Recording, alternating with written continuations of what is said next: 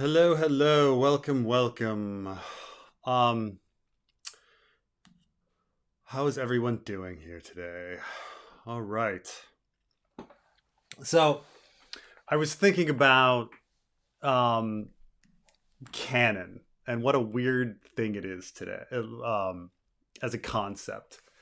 Um, and it relates a little bit to when the Bravo chapter came out, and I hope you've all like listened or read the Bravo chapter. But so in the Bravo chapter, there's this little Sam gets in his head that Kahuro Mo sold Gilly off as a slave, and keep in mind that spoiler that's not exactly what happened. It's only what Sam thinks.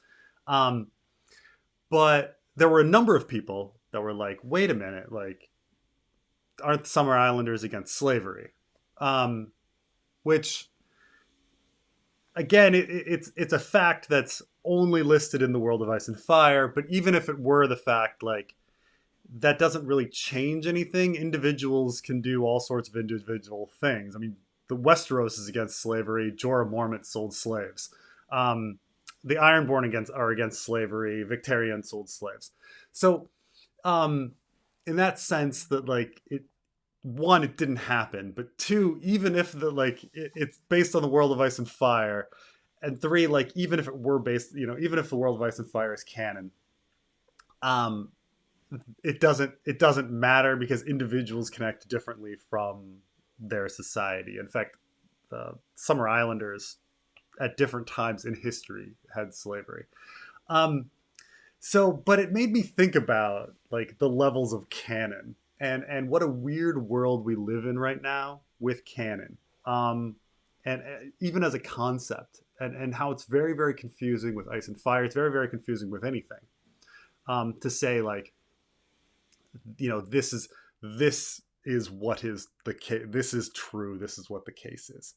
So, and I bring this up because there's this theory, this essayist from the 60s. I think his name is I'm gonna look this up really quick. Um, Man, the French dude that is French. Uh, Margaret. Death of an author. I'm trying to come up with the guy that came up with it. Um, but nonetheless, like, it was from the 1960s. This idea came up that what an author intends is not necessarily the truth or important or relevant. And we start with this like basic sense of like, um, reading, like, the written word. It's a medium in which we're supposed to read. It's not a medium in which we're supposed to go talk to the author. It's not a medium where we're supposed to like have a multimedia like situation where we're trying to like balance different stuff. Well, that appeared in the show, and this appeared in supplemental material, and the author said X, and I have to weigh all of these different items in order to determine like what is actually true. And I wish it were even as simple as like, well, what's written in A Song of Ice and Fire is truth. Like the main series, the 5 books, is like truth, because even that you've got thralls are different from slaves; they cannot be sold. Yeah, the Victarion though sells slaves in A Dance with Dragons, and feels bad about it. But the um but this idea that like you've got um you've got these different levels even. So like what's written, like, it contradicts itself to begin with. Like in A Game of Thrones, Catelyn says that there's no werewood south of the neck. And then lo and behold, there's werewood south of the neck. In fact, there's werewoods at Riverrun, like where she grew up. Like it's completely insane that she would say that there's no werewood south of the neck. So what do you do with that quote? Like, you can kind of say, okay, well, stuff that's written later takes precedent over stuff that happens earlier. This is actually an issue with the Quran, because there's places in the Quran that contradict, and they sort of say, well, the stuff that happens later trumps the stuff that happens earlier, or perhaps the stuff that happens later is false because it contradicts what happened earlier, and you can't really people don't know what to do with it. God changed his mind, or does that prove that the later thing is false and not the word of God because it contradicted the word of God in the first place? So you've got like the general things like this. And you could pick something simple like, oh, well, whatever was written later trumps what happens before, except that sometimes there's ambiguity to that. So take In A Dance with Dragons, Illyrio tells a story about how Viserys actually wanted to have sex with Daenerys. And he stopped him, which Viserys lusting after Daenerys directly contradicts what he said in the first book, where he's like, I don't know, she's very attractive, so which takes precedence, Viserys himself saying I'm not attracted to Daenerys, or Illyrio in a hearsay secondhand sense saying that Viserys was attracted to Daenerys, or do you just can you let the ambiguity and just kind of sit as part of the story? Clearly we're not supposed to let the ambiguity stick as part of the story with the Catelyn werewoods beneath the south of the neck. We're just supposed to forget that Catelyn ever said that. It was stupid. George changed his mind. But later, what do you do? Was Viserys attracted to Daenerys or not? What do you do with that piece of fact? If you were writing the wiki, which is filled with these contradictions, how do you handle that? And then there's situations okay, even if you try to say, okay, well what's written takes precedent, then you've got the appendices. Well, what happens when something's in the appendice? How much weight do you give that versus what's in the text? And let's keep in mind that in the appendices, Jon Snow is a bastard and Joffrey is the trueborn son of Robert Baratheon.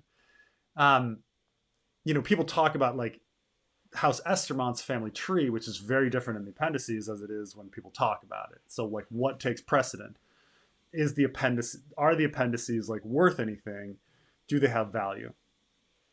And then then you go a next step and you say, okay, well, we've got, let's try to figure out, the text, the appendices. What do we do with the World of Ice and Fire? The World of Ice and Fire, it's not really written by George, but it's edited by George. And then there's a lot of things in it that contradict Fire and Blood. And there's a lot of things that contradict the main story. What do you do with that? And one that I always think of is the Falcon Knight versus the Winged Knight. So in the main story, Sweet Robin loves the Winged Knight. But in the World of Ice and Fire, they're actually, that's the Falcon Knight, and the Winged Knight is somebody else. Well, there's nothing in the main story that talks about any freaking Falcon Knight. It's always the Winged Knight. Does the World of Ice and Fire mean anything? And I reached out to Elio and I was like, is this from you? And he's like, no, that's from George. Well, do I take that, what do I do now with George's opinion? And then so you say, okay, then you've got these well, I can go to George and ask him about his intent. But that now we're in the death of the author situation where does author intent matter? Because authors change their mind. They contradict themselves all the time. Ray Bradbury would famously reinterpret his own stories, and people would ask him about it, and he'd have a completely different answer the next time about a story. Tolkien would claim that there was no allegory in Lord of the Rings, and you're come on, or To Kill a Mockingbird, which most people read and they take Atticus Finch's struggle as being an anti-racist, and the author later was no, you got it wrong. Atticus Finch was a racist and he didn't care. And you're what? Or the guy that wrote Lolita was people read Lolita and they're well, this is clearly a story about abusing a young girl, and the author's later like, no, I didn't think about that. I was just trying to make like an exciting story. I didn't think about all of like the abuse aspects. And you're like, how is that even possible? Like if you've read Lolita, you're like, you specifically talk about the abuse and like, so like, does the author's opinion matter at all?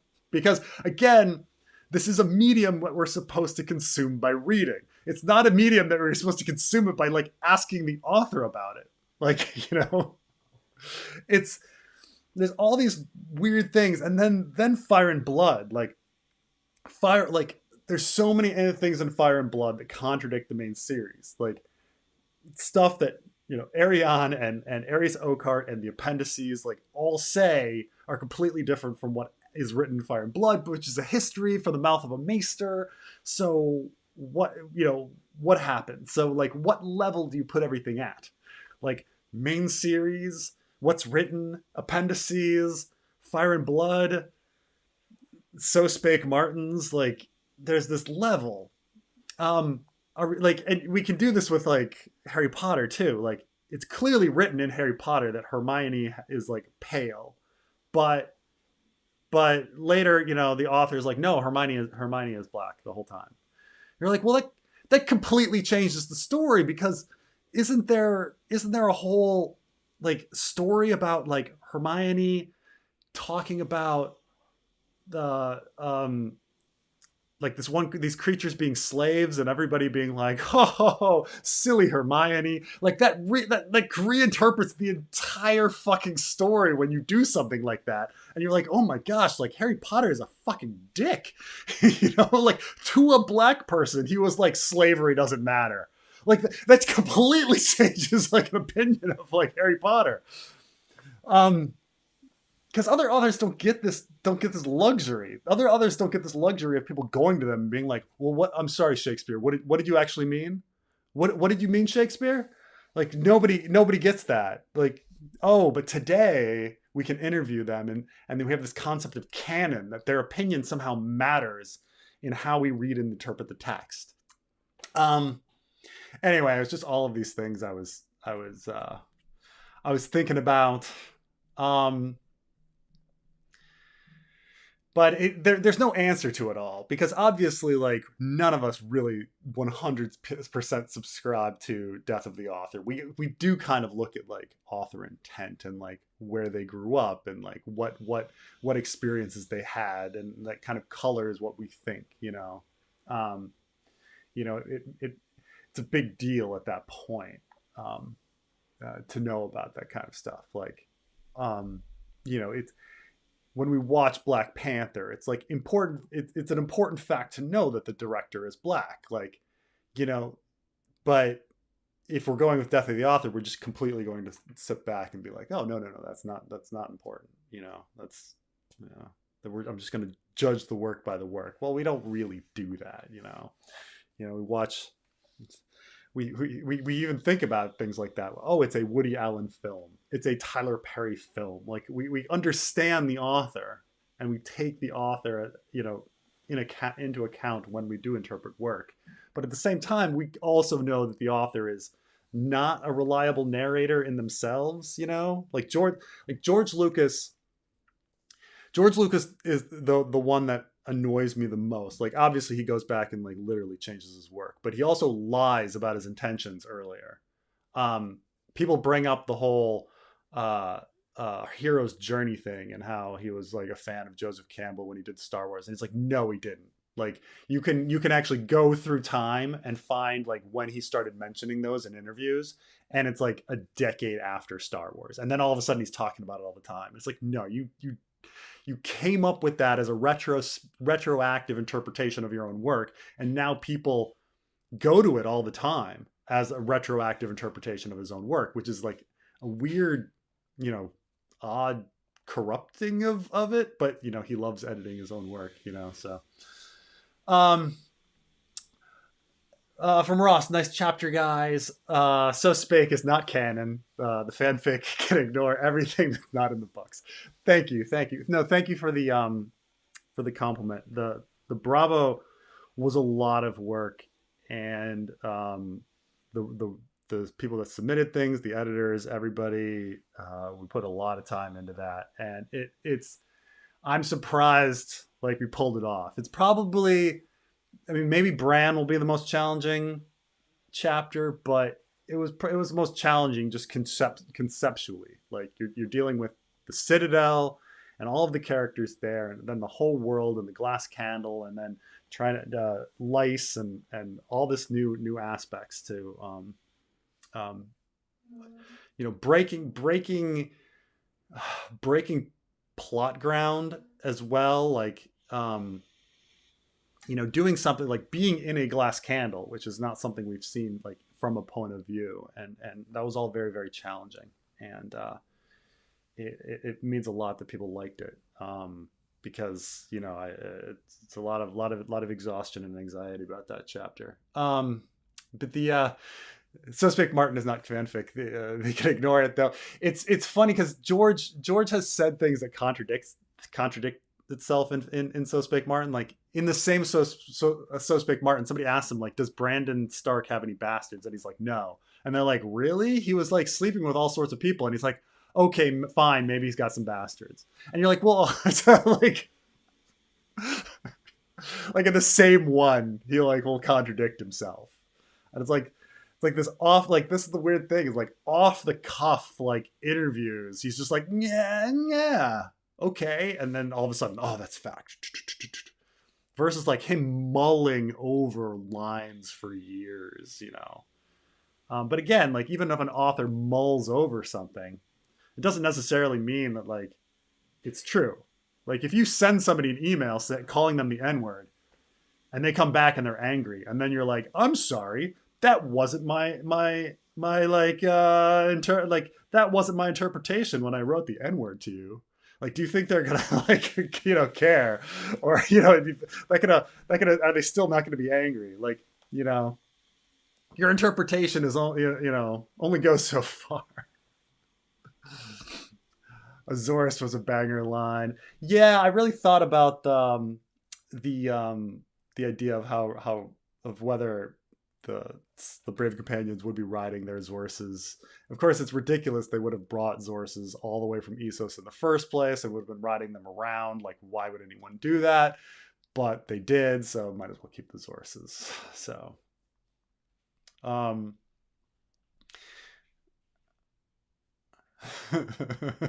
Acrobatic Tyrion in book 1 is not canon. Changed my mind. That's the thing, right? Acrobatic Tyrion is a very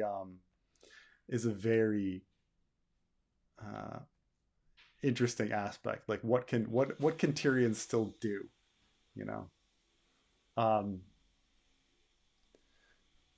It's funny because it's like you think that the start of a story is like some of the stuff that's like the most important. You know, like in Star Wars, how much we worship and idolize that opening shot of like the Star Destroyer and the cruiser, and how they actually did change that, like the meaning of everything in Rogue One and stuff. But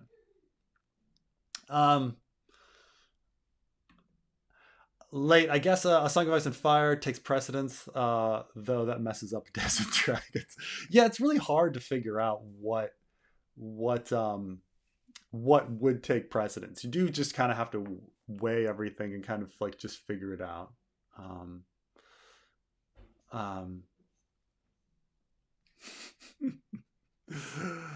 Not all blacks were slaves, Preston. Stop being an American. Um, not all slaves were black, but the slavery, the enslavement of blacks in America affects all blacks. Okay. And I'm going to say that again. The enslavement of blacks in America affects every single black on the planet. How they're seen, how they're interpreted, how they're dealt with, like that.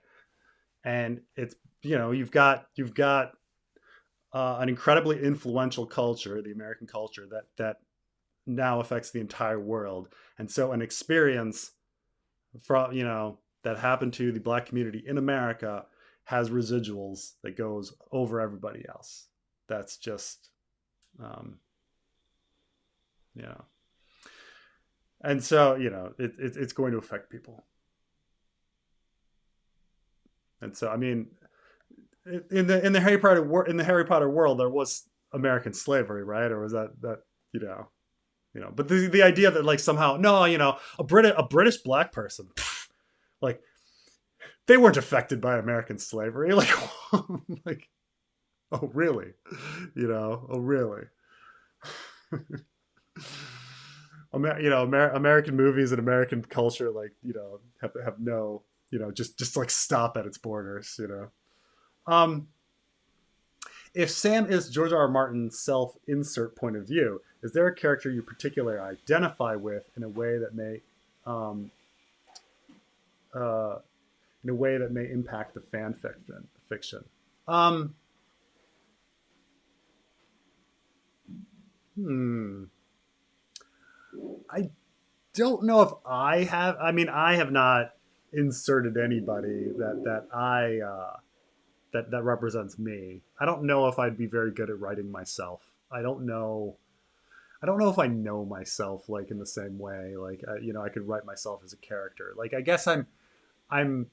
You know how I think most people think of themselves as normal, and even if they're completely wrong, and I am completely wrong. I'm an abnormal human being, but like from my point of view, I'm the normal one, and so like if I wrote myself, it would be like just bland. So it's impressive that like George R. R. Martin is able to like write himself as a character, um, but I do identify obviously the most with like Sweet Robin, um, and I sympathize with his character probably more than anybody else's. But there's a few others that I do sympathize with. I mean, Quentin is also a self-insert of George, and I do connect and identify with Quentin quite a bit, and I identify with Theon a lot as well. Um, as the I think those are the characters that like I relate to or see myself in the most, which isn't necessarily surprising. I mean, they're young, introspective, self-depreciating kind of characters, I guess. So um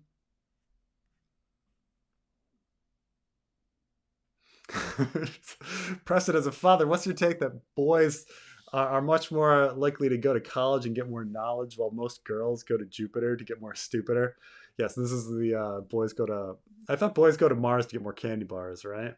Um, the uh, I think that there's a lot of studies that the eldest child does better than younger children, and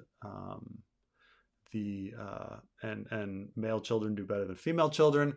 And yeah, obviously, like sexism is a big part of that, but also just people pay more attention to the first child, and people pay more attention to boys who perhaps demand more attention, who act out and get the attention.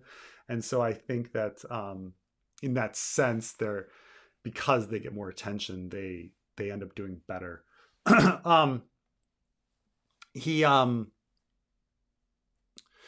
by a disproportionate margin, people that are born in September, October, um, are professional athletes, and that's because they're the largest in their class, and therefore they get all the playing time, and then from the coach, and then so they develop their skill, and then they actually like end up going on and like succeeding. And so I think attention is a big aspect of that. Um,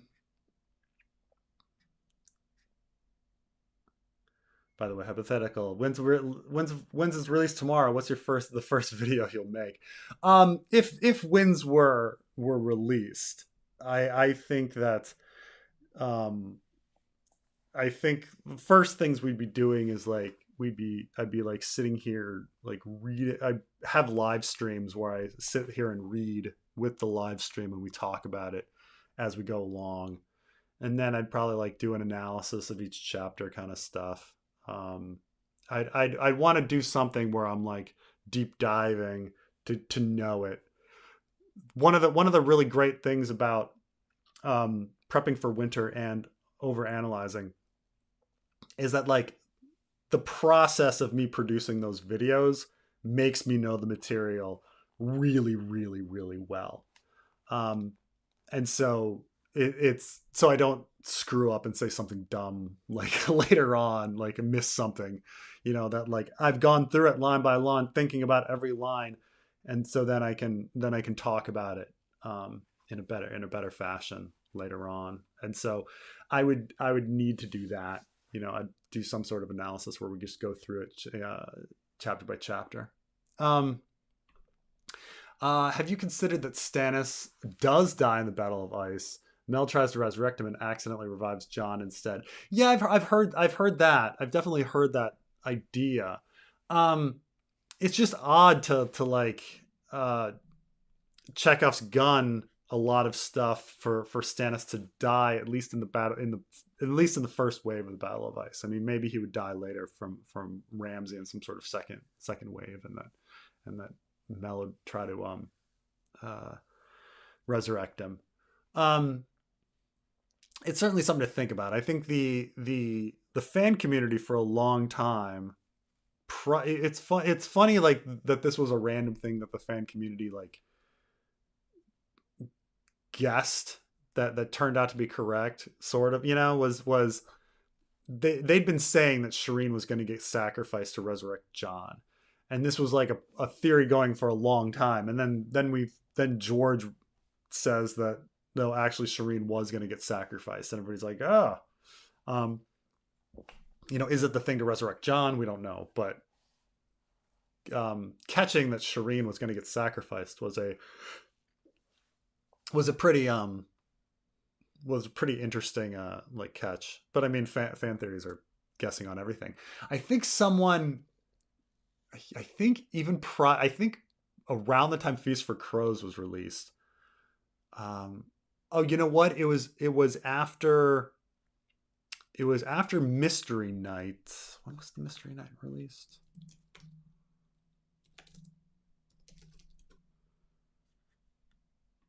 2010. There was a fan theory in 2010 before Dance with Dragons was released, but after the Mystery Night, that the three-eyed crow was Bloodraven.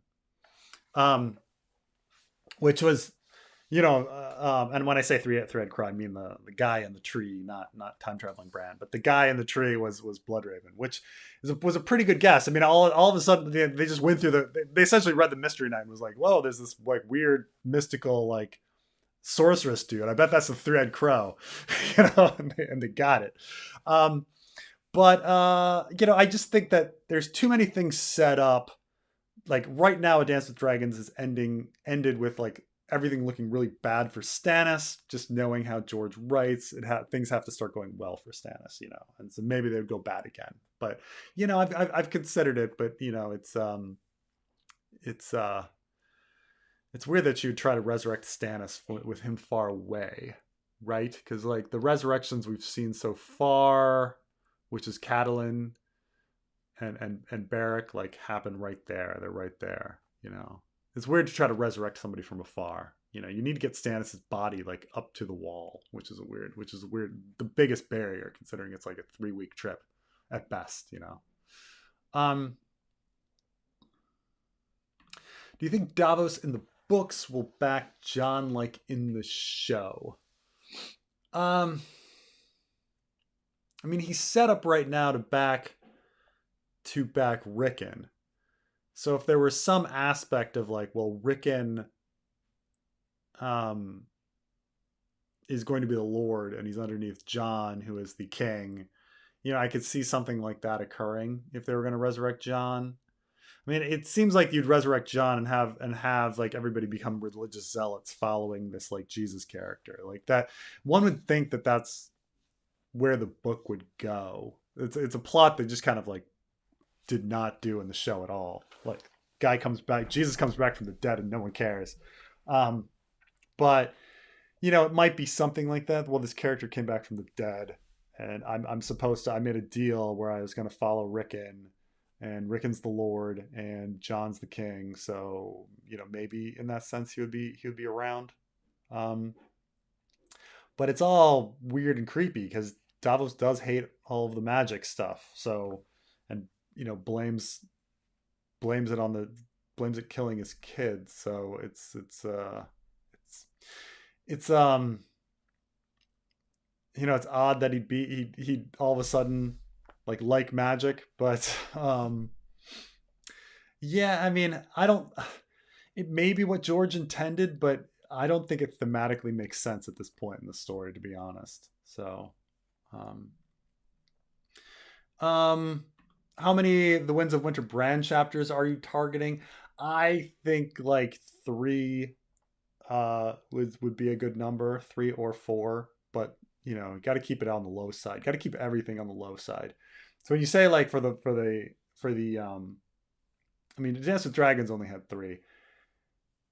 But for most of these things, like think how many chapters you need to tell the story and then cut that in half. Like it's The Winds of Winter. You do not have the time. You do not have the time. Um, like I kind of think like the person with the most chapters would probably be like Dany, who would have like maybe 5, right? Because she would have Vastoth Rock, Karth, back in Meereen, maybe Volantis, and then maybe her landing, right? So it's like 5 chapters. Um, or maybe Tyrion would have like 7, but like you've got to cut it back. You've got to be like super conservative with your numbers. Like so like with Bran, like the way I would structure it, I'd be like, okay, Bran 1, he finds out about his time travel. Bran 2, he escapes from the pit. Bran 3, maybe he makes it back to the wall or something like that. But you just gotta go. There's no dilly dallying around. I understand that like Feast for Crows, Dance with Dragons, you had time. You just had time to 15 Tyrion chapters to just walk around. I'm just gonna be on the Shy Maid for like 4 chapters. Why not? Why not? But I think you really like, if you're really like, if George, or if in the fan fiction sense, like we're really talking about wrapping this story up, like each chapter has to have a purpose. You got to be like, why am I writing this chapter? Why is this chapter needed? What are we achieving? How is it driving the plot forward? Go, move. Like that, each of them has to be there like that. You can't have like these extraneous chapters where you're like, why does this exist?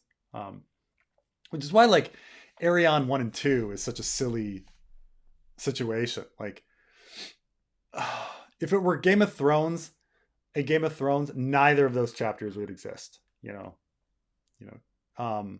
it would be a flashback paragraph. Like you think about like Catelyn taking a ship down to King's Landing. We didn't have 2 chapters of Catelyn on a ship, like Catelyn traveling from Winterfell to White Harbor, catching a ship, going all the way down to King's Landing.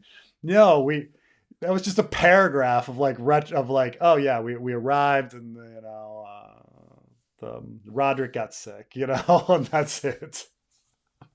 But I definitely think that like, man, George didn't need to have 2 Arion chapters to get her to Storm's End. Um, is Meleys the monstrous killing his son canon? I don't think so at this point, because he cut it, right, and somebody does have to have the right to cut stuff, right? They do have the idea that like the right to come up with um that this was a bad idea and I want to undo that idea, right? I think that's, you got to give an author that right, that it wasn't published. But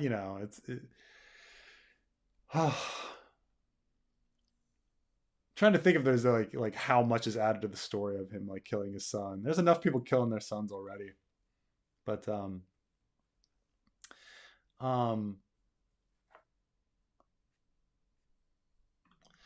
do you think Melisandre dies in the books? Also, do you think the reveal that she was old from do you think the reveal that she was old from George and will be important in the books? So I do think that D&D was scanning the fan communities for ideas when they went forward with their final seasons. There's a few things that I don't necessarily think that like they would come up with on their own, that like Clegane Bowl. Clegane Bowl is like, first of all, the Hound is just one character of many. Okay, and he's not even that large. Like, you know, there's 40 characters more important than the Hound. You know, he's fine. He's you know, maybe he's like low on the main character list, but nonetheless, like, he had a resolution in the book. You don't need to bring him back, but he was a fan favorite. So as a fan favorite, we're gonna bring him back, and the fans seem to be like, as a joke, the fans were like, Clegane Bowl, get hyped constantly, and so they're like, fine, let's just make Clegane Bowl. You know, the fan input does change things, like killing off the sand snakes. Like, people didn't like the sand snakes in season 5, fine, kill them off immediately. Like that, which really shows like that's also another weird aspect of like media today, like the fact that like fan interaction can like affect plot. You know, what we like can affect the canon. So it's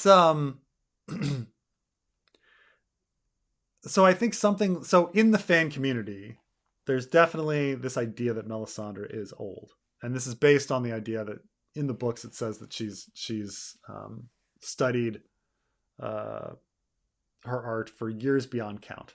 Well, what does years beyond count means? Like, is she exaggerating? Is she being facetious? Is it real? Can she not count very high? Can she only count to like 17? You know, like what does that mean? But she says she's been studying for years beyond count. And so people say, oh, well, you know, maybe she's super old, you know, maybe she's hundreds of years old. And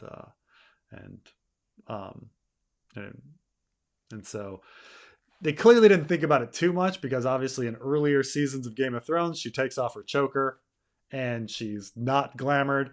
And then in the later seasons, the glamour is in the choker. So, you know, they weren't thinking about it, but whatever. So, I mean, I think there's a good chance that it was something that George R. R. Martin mentioned, like, oh yeah, she's actually pretty old. She's been studying this for years without beyond count. And they're like, okay, what do you remember from that hotel room with George? You know, we got to throw it in. There's so many checklist aspects to the later seasons of Game of Thrones. Like, I need to throw this checklist, I need to throw this plot point in, even though it has no impact at all on the plot, at like whatsoever. Like, Melisandre being old is irrelevant. Bran time traveling is irrelevant. R plus L equals J is irrelevant. Like, they were just thrown in, like, almost like we're gonna throw in the spoilers, even though they're not actually plot points. They're not actually plot points that advance the story. Like, they're just there. So I'm surprised like they just didn't throw in the fact that Euron was molesting Aeron as a plot point, and then just, you know, even though it had nothing to do with anything. So, but I think that everybody dies eventually. I think a lot of the characters are going to die eventually, but I think right now she's a pretty interesting character to follow. She's the point of view at the wall. I don't think she dies anytime soon.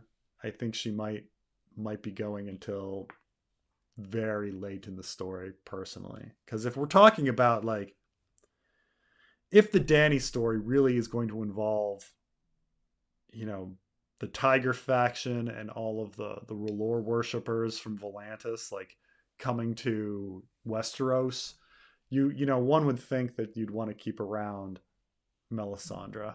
um, as a character to at least, just even in the sense of like providing exposition on like what they believe, even if she's not like on at Daenerys' side.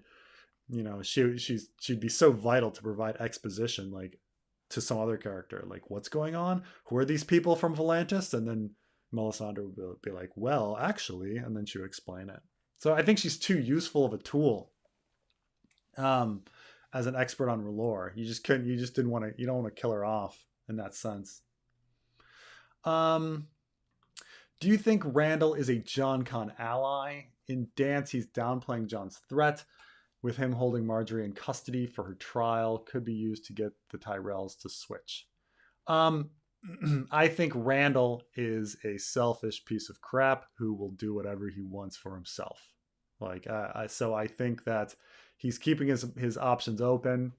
He's seeing, you know, what can benefit him, and he will act accordingly. But, you know, he is also like, Randall's also like on a very basic level a macho dick, right? So a macho cruel dick. So you got to say like what kind of things would a macho cruel dick do? And like Marjorie, like if he finds out that Marjorie, or thinks Marjorie like had sex, like he's gonna kill her. Okay, we specifically have a scene from Brienne chapter of him being cruel at the docks, like utterly cruel to that the sex worker. You know, he gets the sex worker is accused of like spreading pox among his troops. Well, maybe the troops gave it to her and she spread it around, and so like why is she the one to be essentially killed? Because he washes out her private parts with lie. He instantly blames the woman. Okay, and this is like very clear, like George R. R. Martin intention when he writes Randall as like a super sexist dickhead. He's not honorable. He's not like classic honorable. Like, because remember, Sam thinks that if he tells his dad that he banged a wildling, that his dad's going to be like, yeah. Now that's Sam breaking his vows and having extramarital sex, like against the faith of the Seven, against his vows as a Night's Watch person. Okay, this isn't like honor, right? It's straight up like macho. Like Randall is macho, so we got to think about like him in the macho sense. He doesn't have honor. He doesn't have any honor or caring. Okay, he just cares about being manly and macho, and so Marjorie being in like. Marjorie is in more danger. This is a big thing, big plot point. Okay. Marjorie is in more danger in Randall's custody than she is in the High Sparrow's custody. I would be much more likely to think that Marjorie would be safe in the High Sparrow's custody than Randall Tarley's custody. She is in the most dangerous place for a woman right now. Yeah. So, but yeah, I think Randall's just going to follow whoever he thinks is advantageous to him, which is, you know, probably Jon Con, you know. So I think that's the way it is. I don't think Tyrion is as ugly as he thinks and still has a nose. Sansa only mentions a scab on his nose, and her revulsion to him speaks to her character as well, if not more, than his appearance. That's an interesting thought. I would have to like go back and how much nose does he lose? Like, because we hear about Jane Poole like losing the tip of her nose to frostbite, and does he only like lost like maybe a little bit, and he actually has a lot of his nose versus like back so far that it's just two gaping like holes at his face like a skull.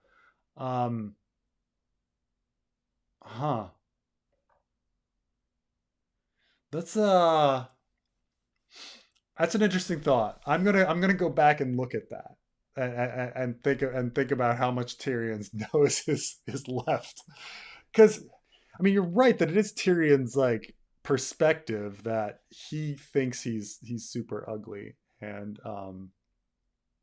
but you know, I mean, Cersei certainly mentions that about noseless dwarfs. Like she knows that he's noseless, but Cersei hates him as well. So um, that's the funny thing. Um, what's your answer to the question? Where do whores go? Ask Ariohota. Ariohota. We're gonna be dealing with that area when we get to Hota. But we're you know, it's funny because there's so many other chapters we need to get to, but it's like I think about Hota's story a lot more, like a lot, and I'm just like, God, I'd really love to just get back to Hota.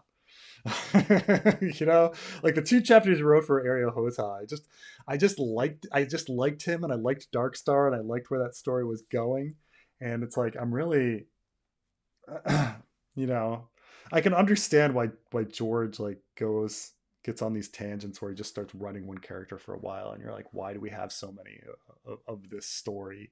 And it's like because he's George because he liked it.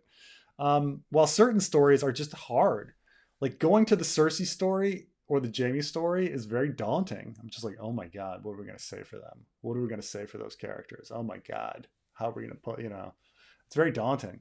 Well, Area Hota, that's just like a fun story. You know, Hota and Darkstar, like traveling around, buddies. That's what we make 12 Hota chapters for the Winds of Winter. Um, but yeah, I think we're Hota might be able to answer that question soon. So um Melisandre must be power glamored. It's why she doesn't need a lacquer mask, being a Shadowbinder, um, who all wear them. Um, that is a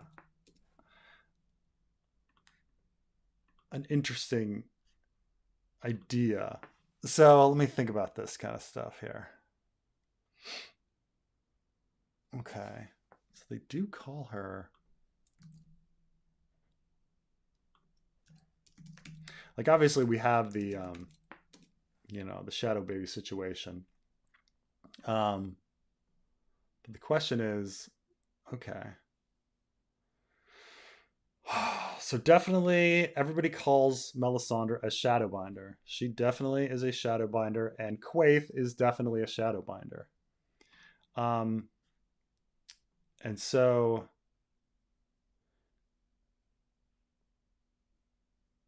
and Marwyn, studied with the Shadowbinders. So yeah, I guess we assume that shadow binding is. I guess we assume that shadow binding is whatever was going on with the shadow babies, whether it being, whether actually being like a shadow birthing from her vagina, or whether it being like Stannis's telepathic, like you know, soul warging open air and going out there or whatever. Um, but it's funny because like Quaithe, she just seems to do glass candle stuff, right? She just visits Dany in her thoughts and dreams. So it's like, how does the one relate to the other? Can Quaithe birth shadow babies? Can she do this? Can she pull the shadow baby situation? Does Marwyn know how to do it? Because he's been talking to shadow binders. It's such a powerful thing that or was Mary Ma's door, because the shadows are dancing in her tent, and she studied with Marwyn, who studied with Shadowbinders. Was that shadowbinding? Is there a lot of different aspects to shadowbinding? Like, is shadowbinding just shadow babies, or is there more to shadowbinding? Is shadowbinding like can you do little things like that? So it may be that certain aspects of shadowbinding, like age you. You know, or it might all relate that like, okay, maybe she's glamored, making herself look hot, which you know maybe it would make sense because she's walking around the wall like scantily clad, like maybe like she's glamored and she's actually got like big wool coat. She's got a big fur coat on underneath her glamour. Um, that she's actually freezing, you know. Um, but I suppose the simplest would be okay. Stannis seems to have aged after doing the shadow binding, the shadow baby incident. That maybe the act of shadow binding ages you and like saps resources from you and makes you look old. And so Melisandre has been doing it, and it's like sapped her energy and makes her look old. Um, so she doesn't actually need to be like 400 years old to look old. She just did her magic too much. I mean, this is a fairly I mean this comes from D&D, right? Didn't don't like the mages and Dungeons and Dragons like age from using their magic? Isn't that a big plot of like Dragonlance that like Raistlin like looks really I'm sorry to bring up Dragonlance, guys. But isn't Raistlin doesn't Raistlin look old from from doing magic? Um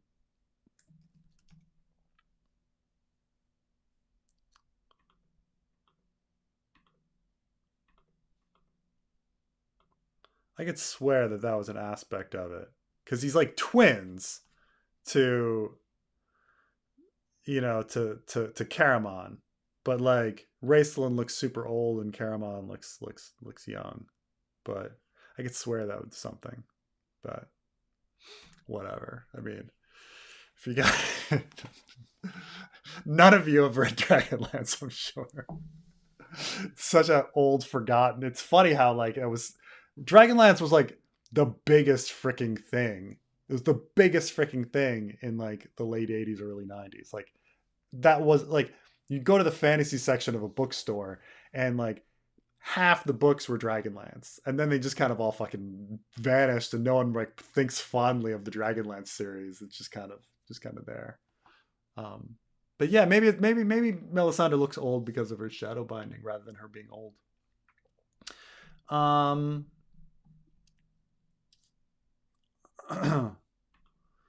Penny doesn't find him repulsive, nor does anyone else say anything. Um, he would also sound like someone pinching their nose when talking. Surely someone would have mentioned that. They do with Rorg. It's a very good point as well because Rorg's whole voice sounds different because he lacks the nose. So Tyrion does seem to have like that as bit. Let me think about the noseless. Noseless. I mean, they all call like Rorg is called like the noseless one. It is these primary, even though he's an enormous man with hair all over his body and an absolute brute, he's constantly just called noseless as his like main um, characteristic. Um,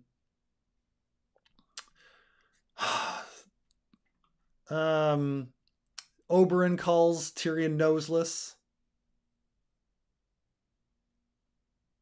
Jaime mentions that Tyrion's noseless. Um, so it's not that like people don't know that he's noseless. But the question is if it's really a big aspect of like of his personality. Let's see.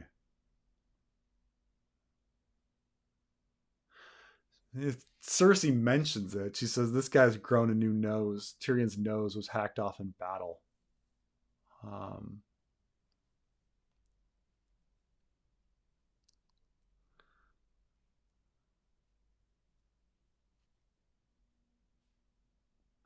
And then when another person has no nose, she identifies that it was cut off immediately. I mean, I think it says Tyrion lost half his nose in the Battle of Blackwater. So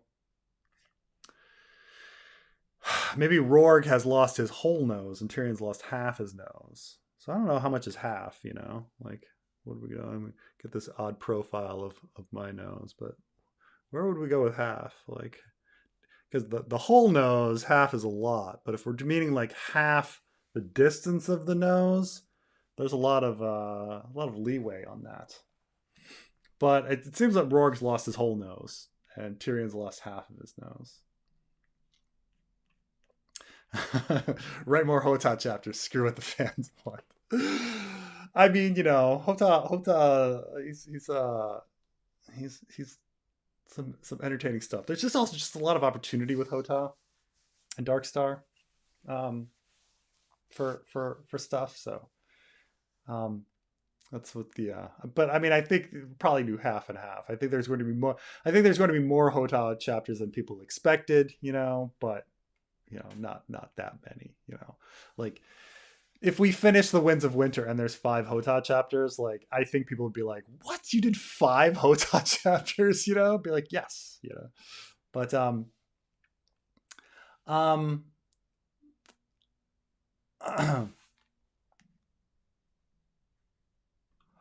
you brought up the 100 enough times that I finally decided to watch it in season 3 with the Hive Mind, and I see that it's right up your alley. Yeah, I guess I have not seen the 100 yet. It's funny that this has been brought up so much that everyone's like, "Oh, you've got to watch it," and I haven't gotten around to it.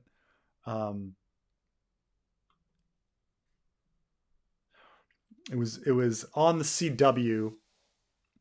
Post-apocalypse survivors of a space flight in the Ark who were the Ark. It's funny. The minute you mention Ark, you're gonna think George R. R. Martin, with that's from Tough Voyaging. They did 7 seasons. What? 7 seasons? My God. You know what's great about the CW is that like you only have to have like really moderate ratings or whatever, and the show will just keep going. Man, that's so. I mean, I'm just like, for one, I'm just like thankful that a show like so strange and ambitious has a chance to like live and grow and like get to 7 seasons because a network like the CW exists, right? Because like where else would somebody allow 7 seasons for a post-apocalyptic story about, you know, 100 survivors like on Earth after a nuclear explosion? Like where else would you get that opportunity? It's like, thank you, CW, thank you. I wonder, you know, maybe I can find that on Netflix or something. I'm not sure where it's where I can. May have to pirate it if I can't find it. But man, people have been mentioning it a lot with season 3 Hive Mind. Okay, I've gotta watch it. What if Winds was just 75 Hota chapters? I actually had a joke that like once where I had the chapter list for the Winds of Winter, and it was all new characters. It was like a Summer Islander, and there's somebody from Nath, and then it was like somebody with Mother Mole and somebody with the Weeper, and you're like, what? Like various phrase, like, and there's not a single character that we remember. What is Marwyn going to do with the corpse of Aemon that was left on board Cinnamon Wind by Sam? George mentions the corpse in a barrel by the widow.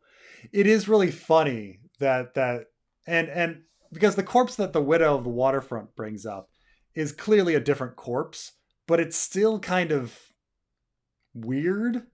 Um, and it's definitely like a reminder that these, it's like Melisandre mentioning Davos's finger bones. You're like, what? That's freaking weird. Why did you mention that? But essentially, let's see here. It's with Tyrion. Yeah. So essentially, in Sam's chapter, they don't want to burn Aemon Targaryen on the board of the ship. So they put him in a barrel of whiskey, brandy, or something.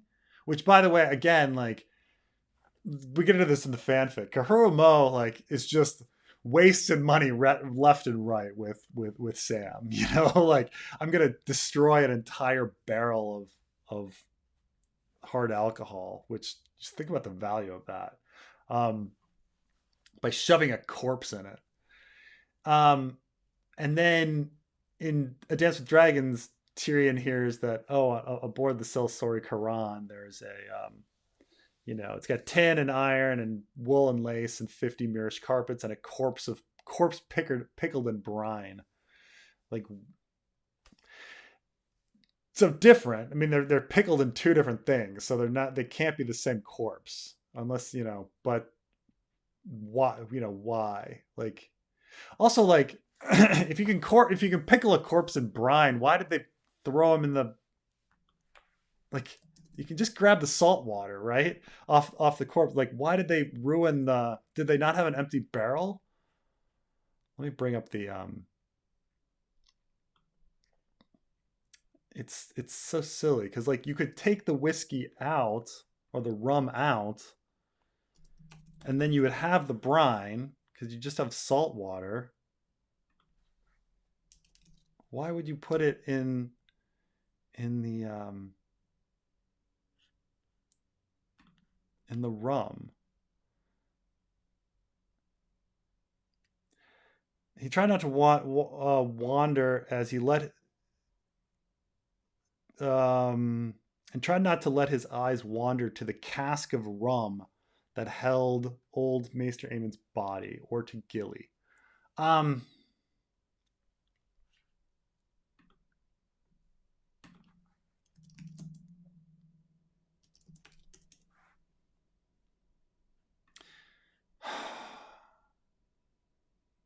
That's the thing, is like, I'm also thinking, like, is it just the barrel? The cat, because he would have said a rum's cask, not a cask of rum, right? They shoved the body into the rum, or else it would have been because I'm like, or do they empty out the rum and fill it with salt water to brine him? But no, they said a cask of rum, not a rum's cask. They would, rum's cask filled with brine is different than a cask of rum. But then he's got a barrel of rum. I mean, it's clearly you're supposed to think about this, but I don't know. I mean, people talk about like King's Blood and stuff like this, and maybe it's to earn Daenerys's trust, she's going to show him the body or something like that. It's a very odd thing. It's a very odd thing that Kahoro Mo wanted to save it, and it's a very odd thing that that we hear about this other body in the barrel and all this kind of weird stuff like that. I mean, whatever was aboard the Celsori Karan, like, that ship was just like pretty much destroyed or left adrift. I don't think that body is probably gone, right? The Tyrion body. But I can only think of magic, pretending to do magic or to earn Daenerys's trust or something by showing her a corpse of a Targaryen or something. I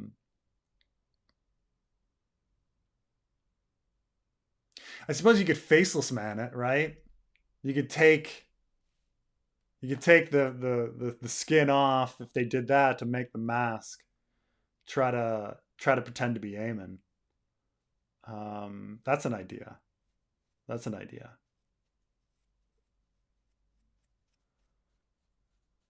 That'd be more that'd be much more useful.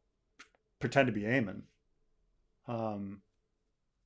Skin his face, pop it on.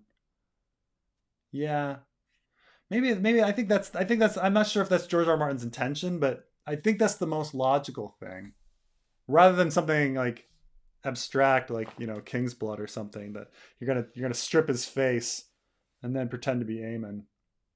Um, okay. Predictions for House of the Dragon changes that will make in season 2.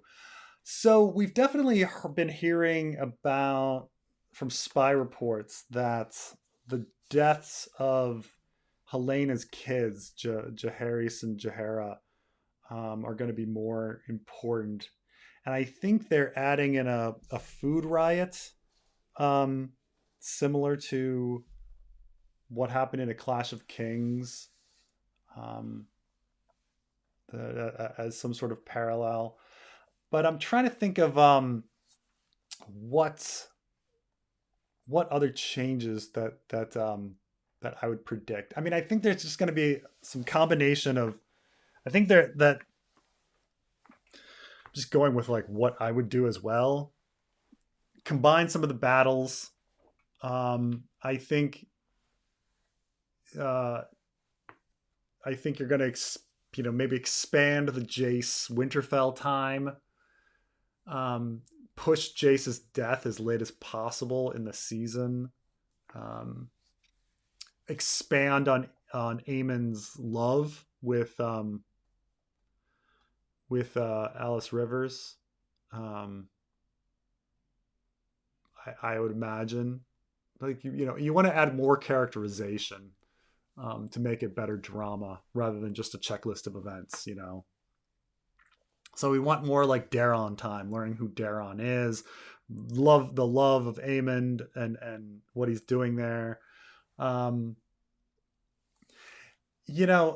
think that in Fire and Blood, Criston Cole's death is just an irrelevant random thing that happens that nobody cares about. I think they're probably going to avoid that. I think they're going to have the characters react to Criston Cole's death, even though it's kind of funny that Criston Cole like dies and no one cares. Like it does nothing, but which is unusual. I mean, it's a little bit of a contradiction to the main series where Criston Cole is the primary cause of the war and the person you associate most with the war, the Kingmaker. And then Fire and Blood comes out and Criston Cole is a nobody and dies and no one cares, So I think some of the stuff I think just, more characterization, especially of Daron and Aemon. Probably more significance to Criston Cole in the field and everything like that. They might,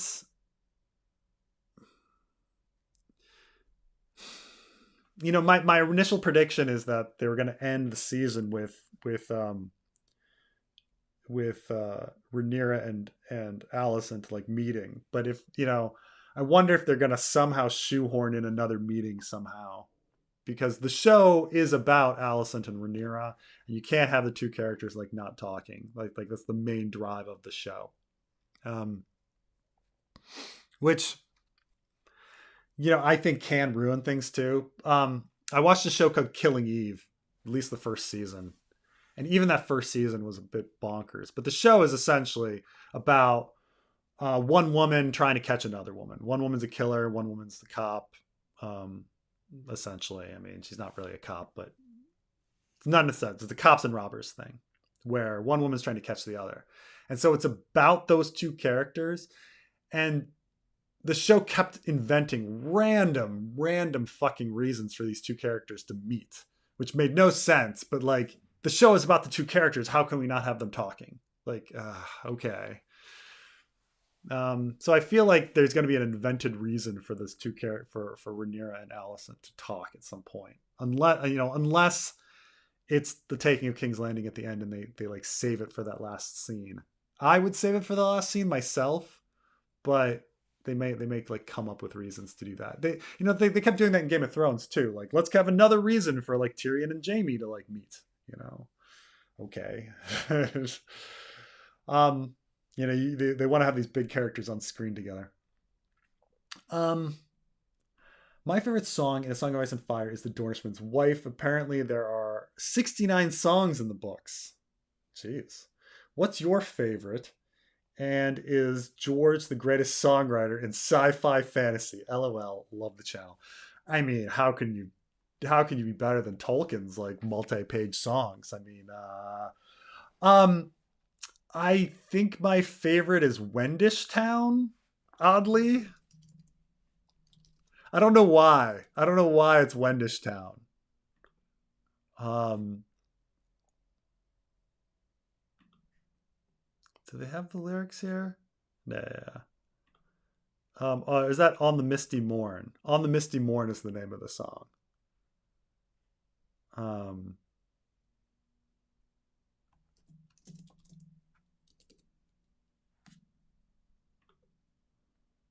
I think it's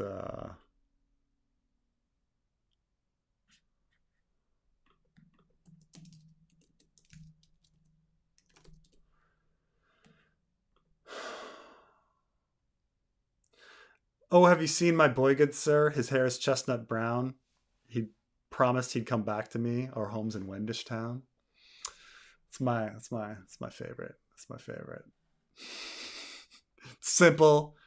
It's simple and sweet. Because it's like it's about, the kid's dead. And it's just this mother like searching for him, you know. So it's a sad song. Um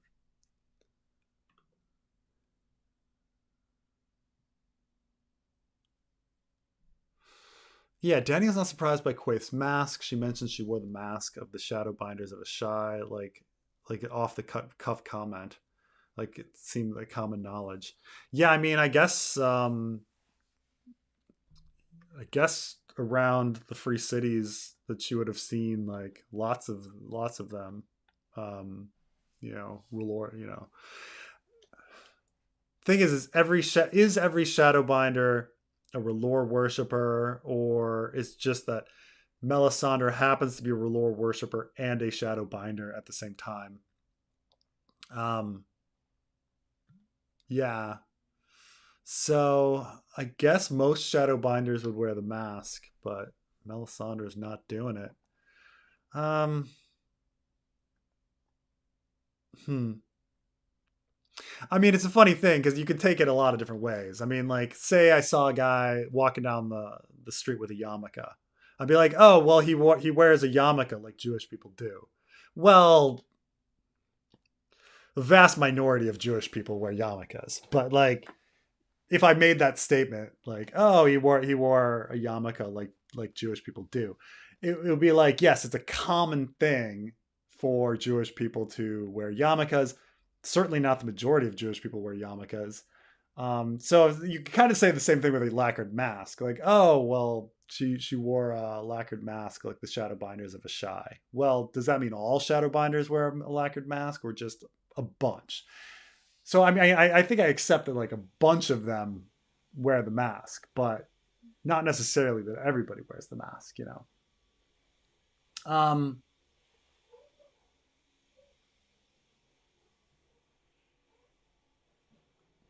Thoughts on fans finishing the next Duncan Egg? Sweet Robin's She Wolves of Winterfell. Ever thought of what that story would be in depth? Um, Interestingly enough, a fan has submitted to me a long She Wolves of Winterfell fan fiction. But I've been so busy with like other things. Like I've read it once, but like, and he's then on gone and edited and made changes to it since. Um, and so it's like it's a big story. He wrote it, so there is a fan version. And if I find time, we can get to it. But it's like it's tough because like there's the Winds of Winter fan fiction and my videos and things like this, and my general life, which is very full. And so, but one does exist out there, and so and for the most part, he based it on he said he based it on the She Wolves of Winterfell video I did. So you know, if time comes around, like it may happen. It may happen, but that's where that is right now. I feel really guilty for not being able to like spend time on it because but it's just I'm so busy. But yes, a fan fiction version of the She Wolves of Winterfell does exist right now. Um, um,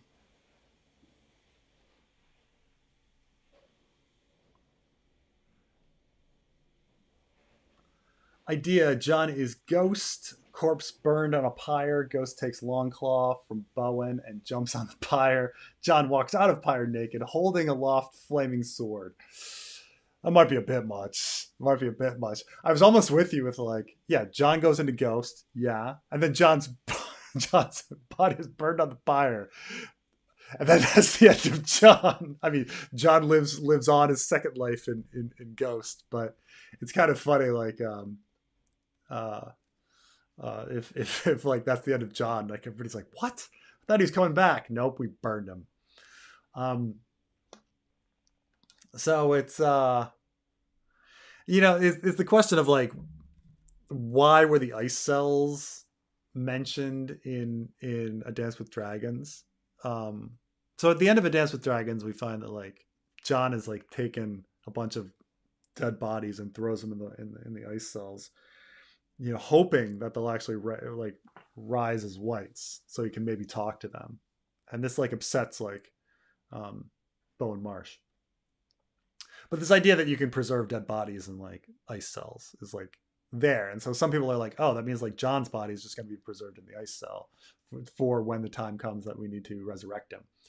And then I had the other idea that, well, maybe the plot point was introduced because we've got dead bodies lying around. Um, uh, we see the giant battering around a body without a face. Maybe that's not actually the Dallas Cowboy guy, but um, but actually just one of the dead bodies dressed up like him, because his clothing is different, and you can't see his face. It's again George R. R. Martin, like, not recognizable face, so like everybody assumes um, uh, that it's him. Um, his name is Sir Patrick. Sir Patrick of King's Mountain. So like we see 1-1 like picking up Sir Patrick and like throwing him around, and his face is like unrecognizable, and he's wearing his Dallas Cowboys um, uh, clothing. This is a big joke because 1-1 the, the Giants, the New York Giants, are George R. R. Martin's favorite team. 1-1 from the New York Giants, number 11, is what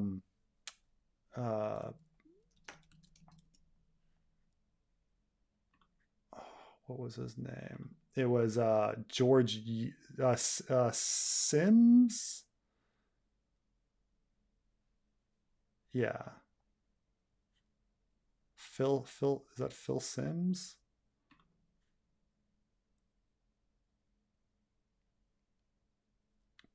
Gotta people are probably like yelling at, yeah, it's Phil Sims. So he's this like famous New York Giants. So like 1-1 is named after this football player, American football player.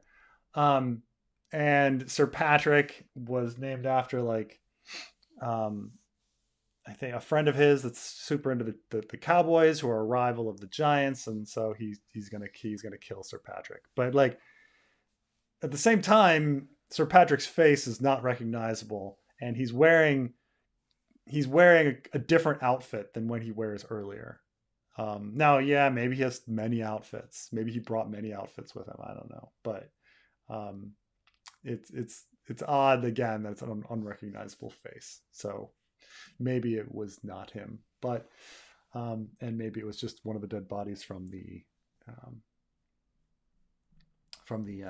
ice cells. Because I also point out that like it doesn't really make sense that Sir Patrick is getting killed by the giant. Like, why? He was told specifically by his queen, like, do not do this, you know. And yet he goes and he does it. It just seems odd that he would feel the need to like rescue Val at that moment, coincidentally, when he was told not to by his queen. Anyway, if Tywin had sided with Aerys after the Battle of Ruby Ford, would that have been enough to beat the other forces? The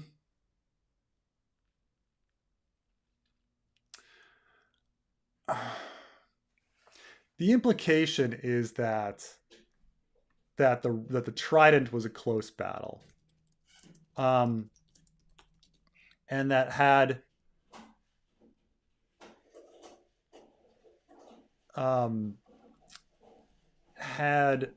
Walder Frey showed up, then it would have gone the other way, you know. And so I think the idea is that yes, like had Tywin also been at the Ruby Ford with his forces, that yeah, they would have won. And the idea is that the minute you kill Robert, the war's inspiration like gets crushed and everything falls. Like, yes, it's now realistically, does that really make sense? Like, or real world, like war, like would the North then break off and try to defend itself at the neck and stuff like this? Like, what would it lead to? But the implication is that if Walder Frey and the Frey forces would have been decisive, Lannister forces, which are going to be bigger, would be more decisive. So yeah, I think that would have been definitely enough. I mean, some people say, you know, it's presented like, had it gone the other way, like had Rhaegar won the battle instead of, had just killed Robert instead, everything would have gone his way too. That these two people were so inspirational that that's all it took, you know.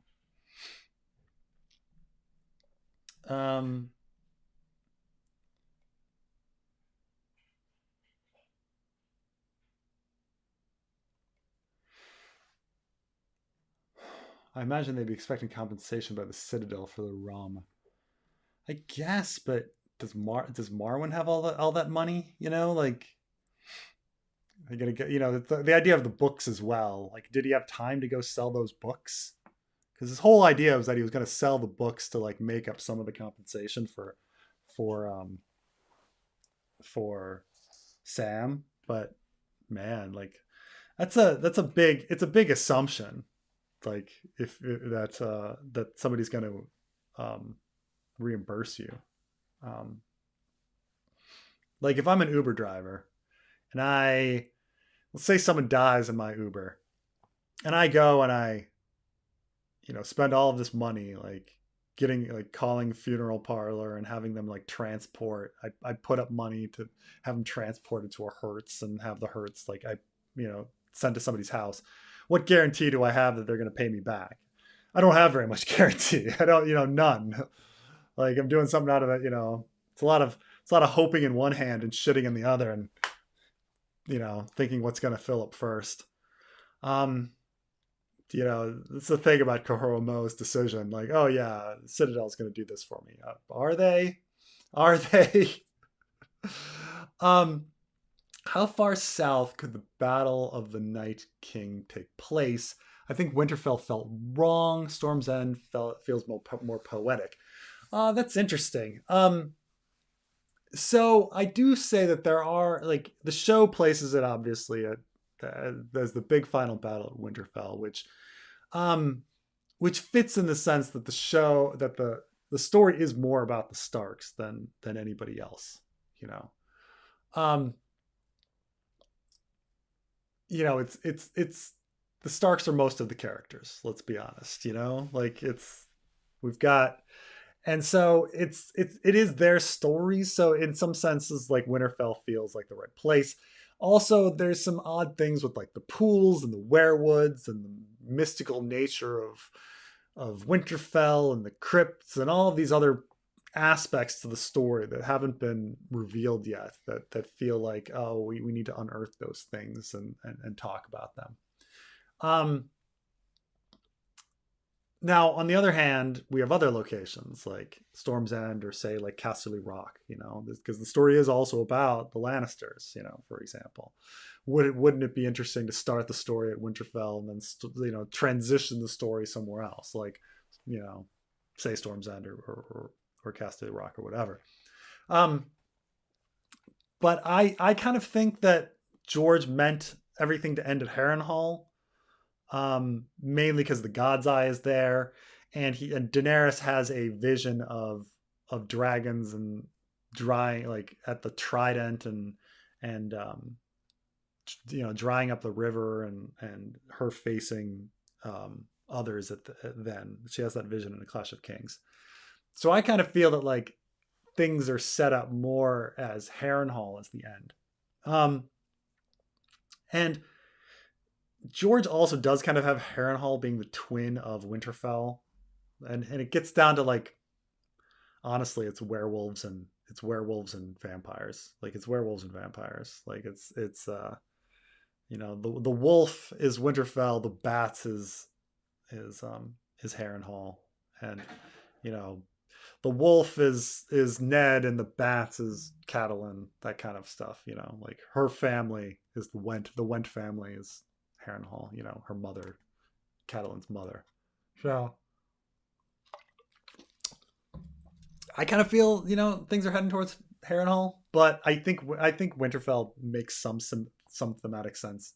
But it's just how do you get all your characters, logically speaking, how do you get all your characters into a big pile of snow? Getting people out of a big pile of snow is easier than getting everybody into a pile of snow. Like, why would everybody go into a pile of snow versus out of it?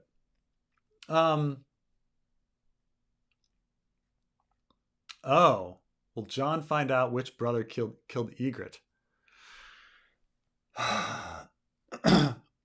So there's some argument here about who killed Ygritte, and Jon checks the fletching of the arrow and is sure that he didn't kill Ygritte, but at the same time, I think he might move to a different canister or something, so he's for the arrows. So it's completely possible that he could have, but I don't think he's necessarily like firing at where she ends up dead in the story if you do the play-by-play.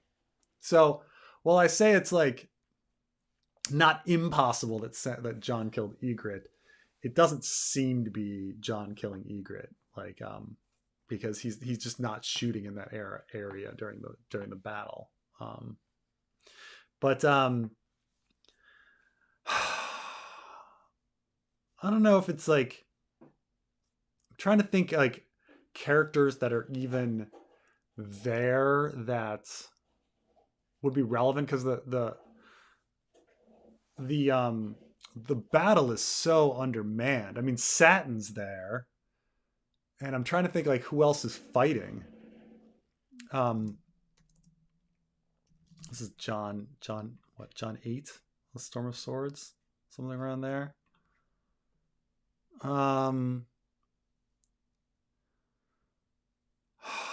Like, I guess Pip and Gren are there. Harith? Horse. It'd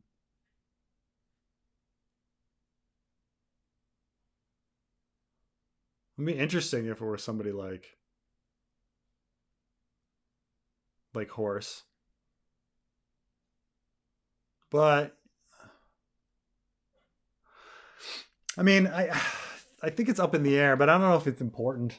I mean, it'd be interesting. I mean, Jon's supposed to feel guilty nonetheless, but It'd be funny if we're, I think, like, I actually did go through once because I think this was a discussion. I don't think like Jon was firing in the right area to kill Ygritte, but because there's this discussion of whether or not Jon is a kinslayer, because Jon was clearly like he was having sex with Ygritte, and they specifically say he was like ejaculating inside her, right? So it's very possible that Ygritte was pregnant at the time of the battle, and so this idea that like, is he a kinslayer if he kills like a zygote or an embryo? And it's like George doesn't really have those like beliefs or feelings. No one else in the story really has them except for maybe Lysa Tully. So it's an odd like path to go down. Like, and then I was just like looking at like the geography and everything, and it doesn't seem like Jon killed her. But it could be anybody else. But I don't necessarily think it's we're ever going to find out, or if it's very important.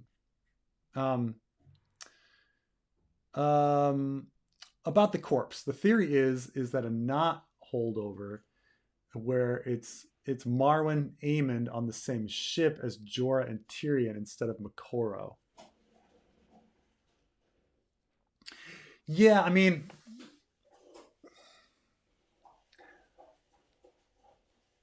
so there's definitely these ideas that like, okay, that if Makoro were Marwyn glamored, could they be on the same ship? And obviously these are two different ships, like the Cinnamon Wind and the Silsori Karan. Like, even though they both have kind of fragrant attitude, ideas to their names, like one's a swan ship and one's not. Like they're different ships. But could Marwyn have switched ships? Because there's not much reason for a Summer Islander to go into Slaver's Bay. That okay, I'll take you as far as Volantis, and then you've got to switch ships. Or is that he was writing some stuff, and then like the Meereenese not kind of stuff happened. And to say that a not holdover versus a 5-year gap holdover, but yeah, Meereenese not holdover, where George R. Martin is trying to figure out which characters are arriving at what time. The reason A Dance with Dragons was delayed so much is that George was having a really tough time figuring out when we had like Marwyn and Victarion and Tyrion and Quentin all heading to Slaver's Bay at the same time, who would arrive first and how that would affect the plot.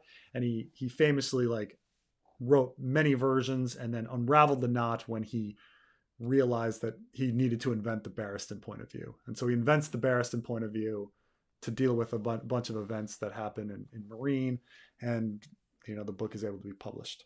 The only reason why we have Barristan, which Barristan chapters are great, but is that it? Is it the same body? But they just, I mean, he changed the ship, and he changed the contents and whatever. So I guess he just didn't. You might be right that it's a holdover, and that at some point he was like, I'm just gonna write this, and I don't know myself if Makoro is Marwyn, and I'm going to see if I can figure it out later. And then just, never figures it out because he's never going to finish The Winds of Winter. But you may be right that it's something like that. Like he was gardening a bunch of ideas, and then he didn't know himself what to do. Like, people ask me all the time about like, Quentin. Like, I'm like, whether Quentin's alive or dead, George clearly just wrote it ambiguous so that he could figure it out later. And later is never coming. So, Wood of the Waterfront has a bronze dagger with runes. Do you think House Royce will appear in Meereen during the Winds of Winter?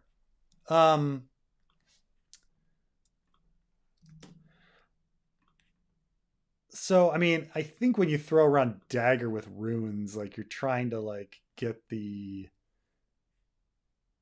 you're kind of trying to get the image of Meereenese door and like the creepiness of like of of uh of ceremonial daggers, right? George just loves these. There's a bunch of things that George thinks are creepy that he'll just throw in his writing, like leeches and eels, and he very clearly thinks ceremonial daggers are the creepiest thing in the world, and so, um, but let's see here. Ancient bronze dagger marked with runes. Now I'm trying to think like, obviously it could be Valyrian runes, but why is it on bronze? Like, I guess I mean, you're right that like bronze definitely has that sense that it's first men rather than Valyrian, right? Because you think of Valyrian, you think Valyrian steel, um, and you think bronze, you think old, first men. So bronze and runes, you think House Royce. I mean, that's certainly the way, but at the same time, like logically speaking, like even societies that had steel still made stuff with bronze. Could Valyrians still use bronze? Um, uh, in fact, the Valyrian horn is made of like the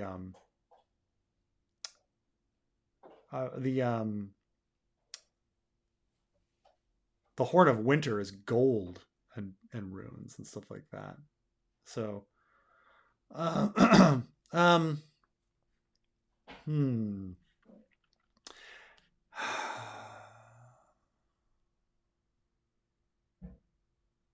Yeah, I just don't know why. I'm trying to think. Like, I suppose anything ancient is going to be bronze. Um, just because all of ancient society used bronze. But then where the runes could be from, besides Valyria. I mean, the Valyrians must have had like there must have been also a pre-Valyrian steel Valyria that only used bronze too. Hmm. Hmm. I mean, I can't think of any reason why the the Royces would be over in Meereen. Like, we never hear about them being traitors. I can think of like something like Littlefinger or something, like people who has a life of trade and everything, and foreign contacts. But I don't know if like any other like any Vale people would be having that. But it's an interesting idea. I'm trying to think like what would they want and what would they be doing?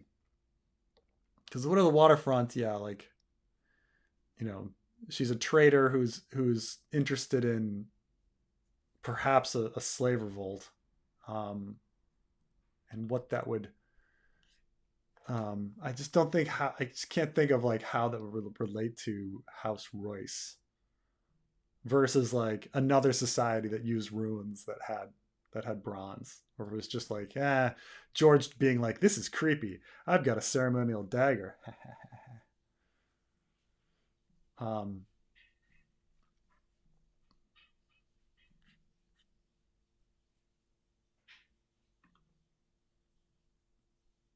You should check out AMC's interview with the vampire. Lots of unreliable narration, telepathy, and memory distortion in a similar setting of Fever Dream. Jacob Anderson plays the main character. I've heard that the series version of Interview with the Vampire is like a lot better than the movie versions. The It's funny though because it's like the hype of the novels is like so worn off. Compared to what it used to be. Interview with the Vampire has already gone 7 seasons. What? Seven seasons already? Oh my gosh. Oh my gosh. Where does the time go? Where did where?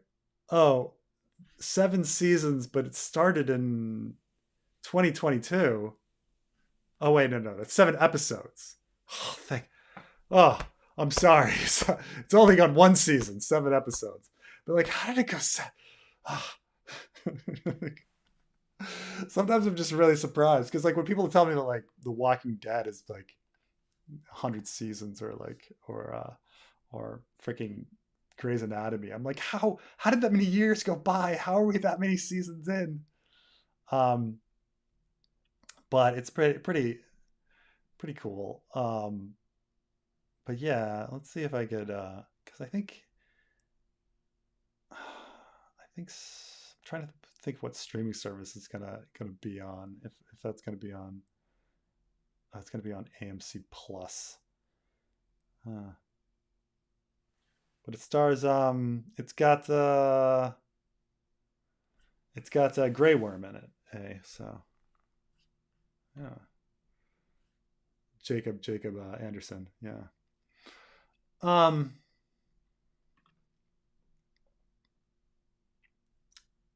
Let's see here.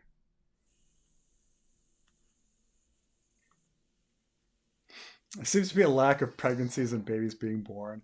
There's only about 3. Dany, Gilly, Stokeworth. Yes, there's a war, but shouldn't there be more? Um, Absolutely. I mean, it's this is generally just a problem with fiction is that you need to have characters to be free to go off have adventures, right? And so the problem with that is that child rearing is a very time intensive like event. So when you see child rearing happen in fiction, either the character is like it's some long lost like child that somebody else raised off screen, like Fast and the Furious. While Vin Diesel is having adventures, some previous character was secretly pregnant and had his baby and was raising him off screen so that like we can bring a child in later. Um, or you get the Atta Kid for different sitcoms, and like the baby's born, and then the next season they're like 5 years old, or like inexplicable like absentee fatherhood, like Ross from Friends. Like the dude like has shared custody of his kid, and like he is that kid appears in like 3 episodes of like a nine episode season, 9 season show. So yeah, it's ridiculous that um more of the women aren't pregnant. Like, considering that, like, yes, there's birth control in this world, but it's not that common actually. Like, yeah, maybe the some of the upper class have it, but everybody else should be pregnant all the time. Um, plus it's the middle. It's the Middle Ages. People are dying of disease and famine and hunger, right? You can't. It's supposed to be like nine. Every woman's having 9 kids, and 7 of them are dying. That's like how it's supposed to be. But somebody else pointed out like it's ridiculous that like how Stark's been around 8,000 years and there's so few of them, and you're like, yes, it is. That's absolutely ridiculous. So yeah, trying to think more babies.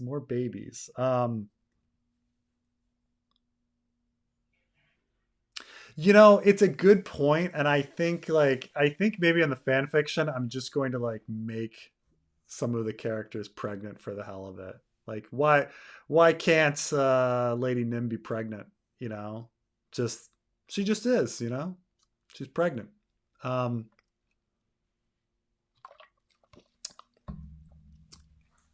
there's not that much time in the story. Is it really going to affect her mobility too much? You know, um, the but you're right that there should be a lot more. There should be a lot more pregnant characters around. They should be having kids. I mean, realistically, they should be having kids all the time and having kids die all the time.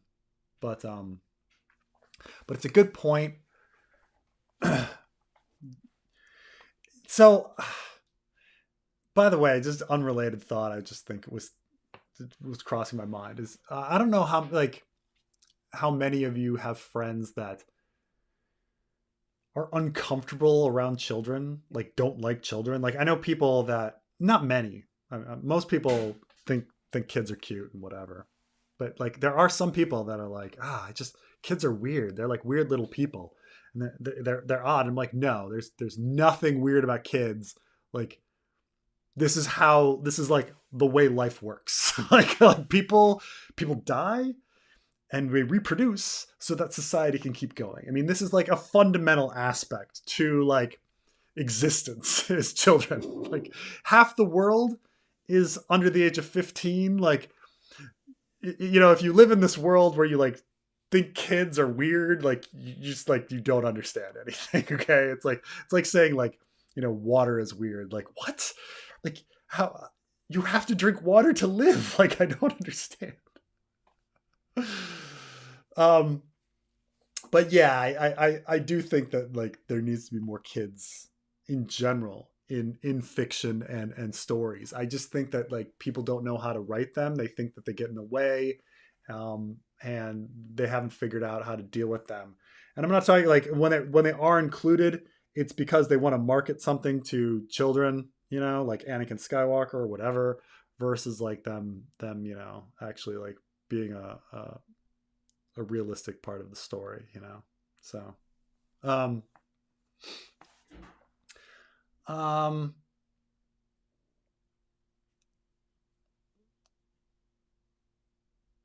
Robert asks, the Trident, does the rebellion fall apart or does Ned take over? I believe that the rebellion would fall apart. I think it's built up that Robert is charismatic and used his savviness, his political savviness to unite everyone, make enemies friends. And Ned is portrayed as being not politically savvy. So I think this is supposed to be you got to give credit to Robert for what he did there. And maybe Robert isn't a very good like ruler later, but he was a uniter, and Ned is not that. He's not the charismatic guy that Robert is, who can. I mean, this is the big thing about their like personalities, right? Robert is this like friend to all, shoulder puncher, nickname bestower, towel snapper kind of guy. Ned is a sad sack, who after having sex with his wife, like sits in front of a window staring out at the stars because he misses a Shara Dane, probably, like this is different people, like I understand that we all love like, look, like we all love Sean Bean. Like we all love Sean Bean, and Sean Bean is so charismatic, and Sean Bean could definitely take over and conquer the world and be king. Like Sean Bean, completely capable of doing that. Ned Stark, no. Ned Stark is an unlikable dude, like horse-faced, unlikable guy who his wife learned to love over many years. Like that's so he's not Robert. He's not Sean Bean. So let's just remember that. In the OT, was Robert killed by the boar? I think he was. I think the boar was skin changed. I think that we are given enough clues and elements that George is certainly implying that the boar was skin changed. Like this comes up, whether the boar being stabbed in his eye like Bloodraven, or whether Cersei talking about how when she's accused of regicide, she's like, what am I a warg? Can I skin change a freaking boar? Like, okay, yeah. So like, or like Robert calling the boar a bastard. Like, I think it's definitely implied that the boar was skin changed. Also, does Cersei's plan really make sense? Like Cersei's like murder plan is, I'm going to get him really drunk. like, yeah, and it somehow works. Like imagine this in another sense. Like I'm going to murder my friend. We go out drinking. I get him really drunk and then he drives home. Yeah, there's a chance that he could die drunk driving. But it's certainly not guaranteed that he is going to die drunk driving. It's actually a very, very low chance that he's going to die. drunk driving. Much greater than if he were not drunk. But like each individual time, like the chances of that like working is insanely low. Like, oh, I got him really drunk at the bar, and then he drove home. Ha ha! Murder. No, it's a dumb plan. Cersei's plan is like, I got him really drunk, and he went hunting. Like, come on. So I kind of think that like you need the boar to kill Robert for anything to kind of work out. For it to be like, you know, a big cool event. I mean, maybe George just wasn't thinking, but it's just so silly. Like Cersei's plan, her whole plan for murder is I'm gonna get him drunk. This guy is drunk all the time. Like, um, which dragons was cannibal eating? I think the idea is that there's lots of hatchlings and small dragons that were hatching on the island, and I think it's like the in Fire and Blood we do hear like, oh, the dragons are dragons are hatching all the time, and then we never hear about the dragons. You know, um, the only wild dragons are Sheep Stealer, Grey Ghost, and Cannibal, and it's like, you know, we've got. I think it was just like something that George inserted to like make up for the fact that like there's not dragons around. But I do think it's still unusual that there's a dragon boom with the coming of Rhaenys and Rhaenyra. And then when Rhaenyra and Rhaenys die, like that, the dragons die too. So it's like these two things happen once, you know, especially Rhaenyra. But like, you know, boom, bust, all with one woman. While for hundreds of years, there's just this lingering small amount of dragons. Now, granted, we just talked about this with House Stark. Like, why are there so few Starks? Why are there so few dragons? When the Targaryens are living on Dragonstone, there should be like lots, you know. But oh well. Um, but yeah, I mean, I think it's the idea of just nameless hatchlings and young dragons that they didn't even bother, and he's just eating them all as a reason for why there aren't any dragons around. Um, just binged the last 4 chapters of the fanfic. Was very behind. Sam was awesome. Love having a whole chapter full of magic. Yeah, no, yeah, thank you. And I think the chapters are getting better. I think we're putting in more work and more time with each additional chapter, and it's just um, so that's kind of the situation with them. But um, it's kind of funny because I almost wish that like I could experience the chapters for the first time myself to understand like what that experience is like, but I never will. I almost feel like with a movie like Star Wars or Raiders of the Lost Ark, because I'd seen those movies so much before I could even remember, I never had the experience of having the plot unravel for a first time. So I've never experienced those movies as they were meant to be experienced, which is, you know, something I would have liked at one time, right? To like see Raiders of the Lost Ark and understand and have that plot unravel all at once. But it's too bad. It's like almost feel like, I mean, it's not that I didn't receive a lot of joy from having that movie when I was young, but like I almost wish I was like an adult, like seeing it for the first time and having that experience too. Give myself temporary amnesia so I could watch it for the first time. Plot of 50 First Dates. Wouldn't Jaehaerys want to meet his grandsons through Sarah? Pinned for her 2 years later when dying. Oh yeah.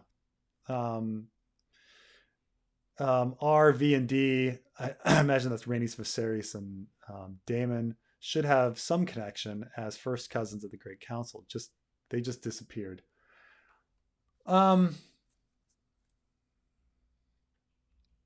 Yeah, it's quite amazing that they. I guess because they were all snobs and they're like, well, bastards don't count. So you guys suck.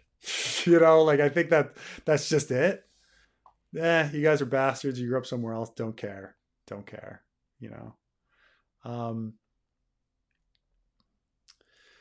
Because you're right that it's like, I guess these are cousins, but yeah, I guess they're that focused on Trueborn stuff. Where everything kind of falls apart though is that in their search for dragon riders, they go to dragon seeds, but realistically, like, shouldn't Daemon have been seeking out his cousins?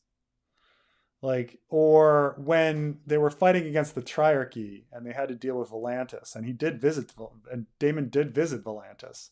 Like, did he visit his cousins? Like, the fact that it's not even mentioned whether like Daemon visited his cousins or not. And, I think a big reason is that, that the Great Council of 101 specifics is written years after like the Rogue Prince and stuff like that. But you're right, it's a bit of a plot hole that all of these bastard cousins like exist, who all have Targaryen blood, and like they're specifically looking for dragon riders later, and and looking for allies in war, and it's crickets on that front, so well, these plot holes. But yes, you're absolutely right. Why did Tywin go straight to King's Landing with his army via Gold Road at the start of the war to take control of the situation? Why didn't Tywin go straight to King's Landing with his army via the Gold Road to start at the start of the war and take control of the situation? We're talking War of the Five Kings situation, or are we talking Robert's Rebellion here? But yeah, in Robert's Rebellion, he was waiting to see which side was going to win, and join that side. But with the War of the Five Kings, the war started before things were really sanctioned to start. So Tywin was upset about, so he was like trying to get revenge on the Starks and the Tullys for the kidnapping of Tyrion and other things, and gearing up for possible war without going to war, because he didn't want to commit everything at once. He wanted to keep his options open. And so then the idea, and so then once the war begins,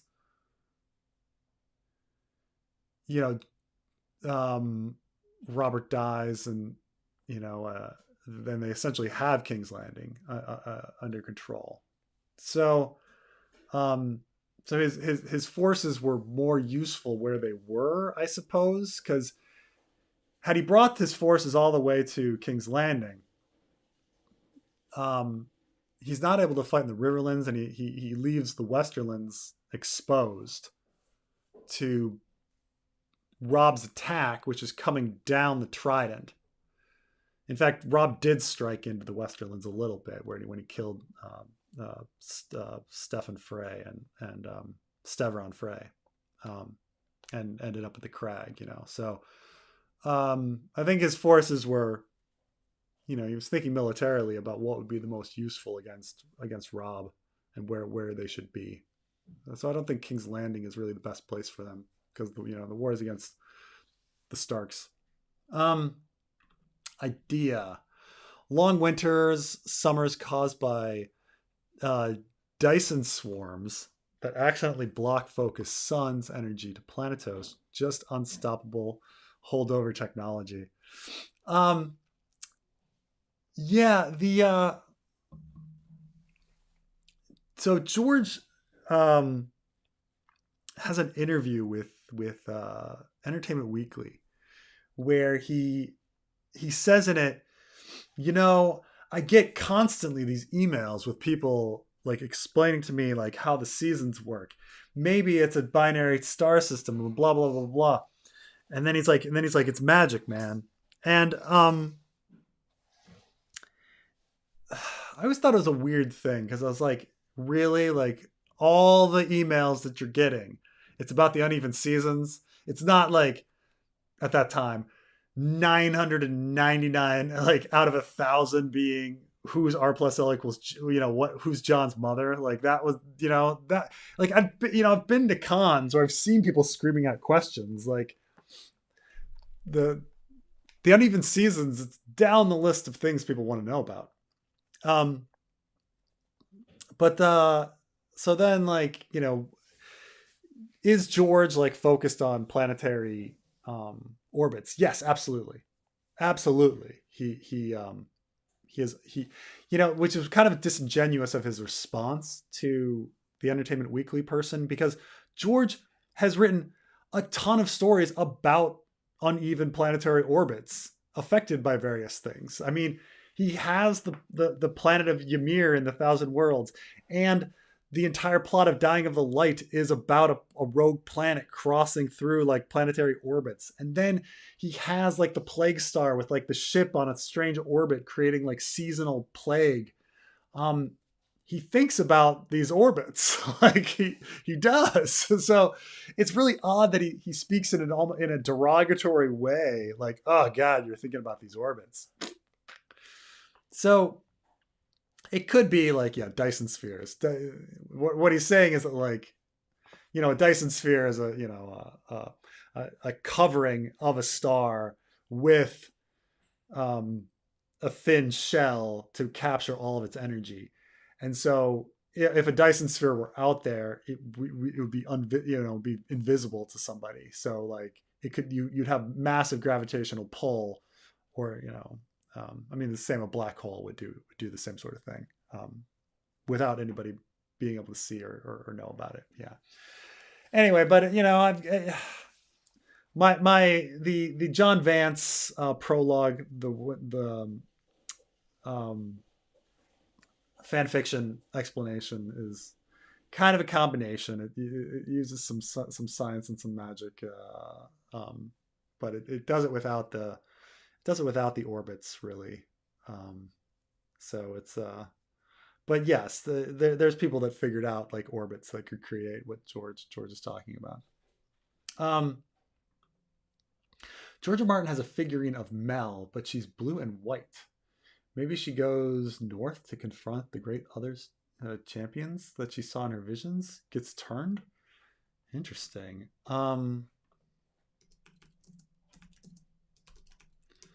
I'll have to.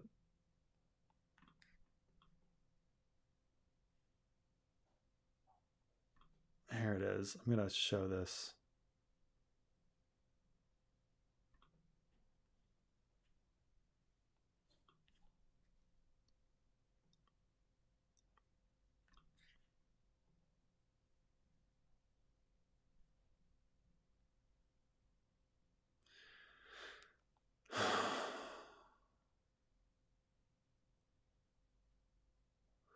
So this was a commission for his personal collection. Um, and he didn't expect this to be public. Like he made a little figurine of her, all in blue, where um um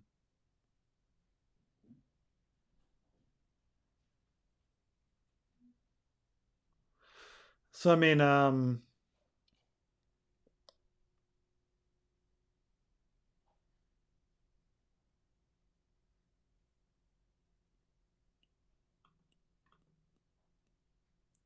I'm gonna show, because he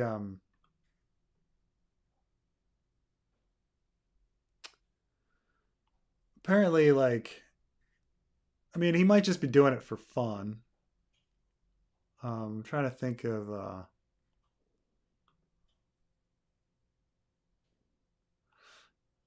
so essentially he went to Dark Swords Miniature, and Dark Swords Miniature Incorporated allows you to like design your own miniatures. And so he did this with um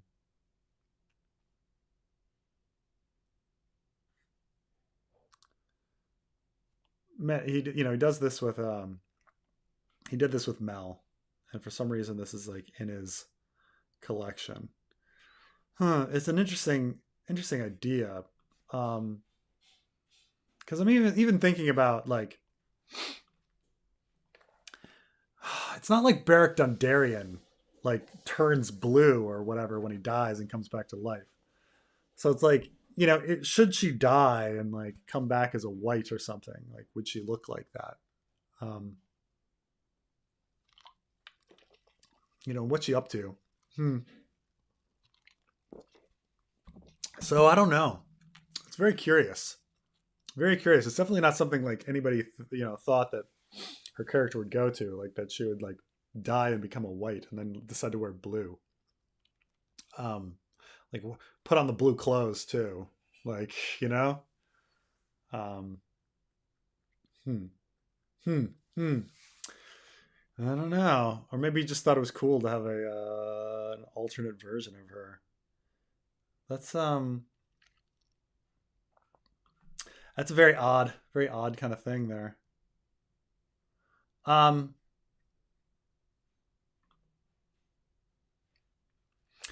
have you used Netflix or Language Reactor's Chrome plugin to improve your Chinese speaking and reading? I use it for Japanese to good effect. I'm not. No, I haven't. I'm just wondering if because there are different plugins I've had at different times where like you hover your cursor over something and the Chinese comes up. Um, let's see. Let me read about this a little bit.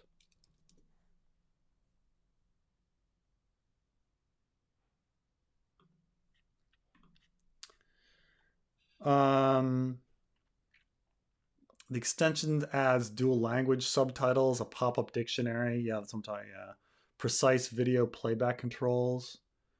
Um, yeah, those are all very those are all convenient. I should probably add it in. So, it's interesting. It's always interesting stuff to have. Um, yeah, I don't know. I eventually have to start switching from Chinese to Spanish. Um, I was really learning. I had classes when I first arrived here, and then the classes contract like kind of ended weird, and I stopped going, and so my Chinese has dropped off quite a bit. Um,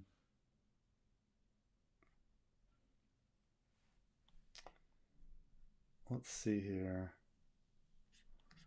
Oh, I was like, I'm not defending Ross, but I remember After Hours was 14 times in 9 years or whatever. Yeah, the cracked After Hours. It was a fun little thing. They're all off on different things now. I think Dan O'Brien writes for uh, Last Week Tonight, and um, Soren Bowie writes for American Dad. Um, I think Michael Swaim has a very unwatched podcast called Small Beans, which they do a lot of work, but no one listens to it. Carmine doesn't like kids. I mean, not liking it, but just understanding that it's like part of life, the necessary evil. Um, Related to babies, what's your plan for Asha? She's pregnant. She's gonna overturn the King's Moot. What else? Carr resisted Dragonbinder. Is he Velaryon? Um, yeah, I'm definitely gonna make Asha pregnant. Right, Asha's definitely pregnant.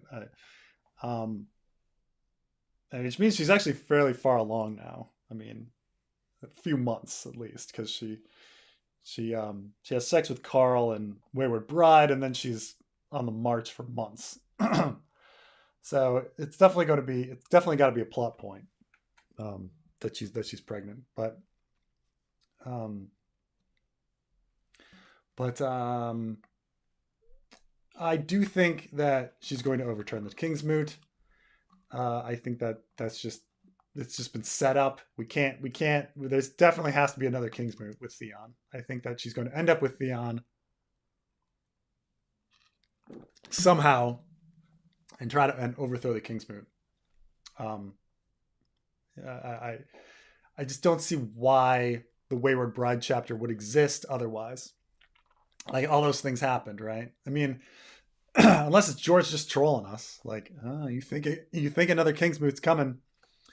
You think she's gonna be pregnant? Nope, captured by Stannis. Like, oh.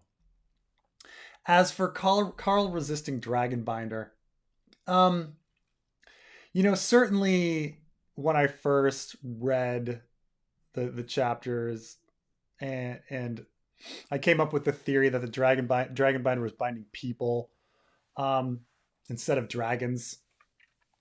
I think I'm moving now to it being a metaphorical binding of people. Like that, I'm moving more towards the Dragonbinder has no powers. It has no powers, but everybody thinks it has powers, and therefore power resides where people think it resides, and therefore everyone's like, "Oh wow, this person really like is powerful." So, what I think I'm going to do with Victarion is that Rhaegal smashes into his ship and starts eating pork, and they capture him. And he the horn is blown, so everybody assumes that it's Victarion's dragon. Everybody's like, "Oh my gosh, he totally like called the dragon and it came to him. It's his. We're totally gonna follow Victarion." When in fact, he didn't do shit. It was pork. It was pork. It was the pork that did it. Like, I think that's like where it's going. That he's gonna get a dragon through pork, but everyone's gonna think it's Dragonbinder, and they're gonna follow him. Like, Euron's lie that, oh, I'm gonna bring back these dragons is like helped with that horn, but the horn did nothing. It was just like people believed the lie. They wanted to believe the lie, and I think that's a more powerful story than they were actually manipulated by it. And so that's where I think I've kind of moved that it's not a literal controller of people. It's a metaphorical controller of people in the same sense. In fact, I included a little line in it's not out yet, but so we've done the first Tyrion chapter. And I have a line in there about how they're talking about Daenerys being able to control dragons, and one of the characters is like, how can Daenerys control dragons? I thought they used horns. And Tyrion being like, oh, like that's really odd, and he's like, in Targaryen history, they talk a lot about rings and scepters and swords and crowns for legitimacy, but they don't talk about horns. And that like Euron uses the horn for legitimacy, and Victarion will use the horn for legitimacy. But I don't think that, just like a Valyrian sword doesn't really have any power, the crown doesn't really have any power, but everyone uses these objects for like legitimacy. So I think like that's the real power. I mean, Mance Rayder with the frickin' dragon horn, right? That we know that Mance Rayder's dragon horn did nothing. He invented that story to bind people together. And I think that's Dragonbinder. I think that makes more sense than Dragonbinder having any magical powers whatsoever. But yeah. Does Ned tell Robert about the incest in the OT? No. Robert dies. Robert dies thinking all of his children are his, legitimate, and that he never knows about like Cersei and Jaime. He dies. In fact, does Ned tell anybody? I don't think Ned tells. I mean, I guess he writes the letter to he writes a letter to Stannis, right? And then, but Stannis tells everybody anyway. Like he already knew. Stannis already knew. So it's kind of like everything Ned does is irrelevant near the end. Like, you know, the paper shield, like him writing like, oh, until the heir, and he writes heir instead of Joffrey. And it's just like, so no, I think, you know, Robert dies clueless and happy, and, you know,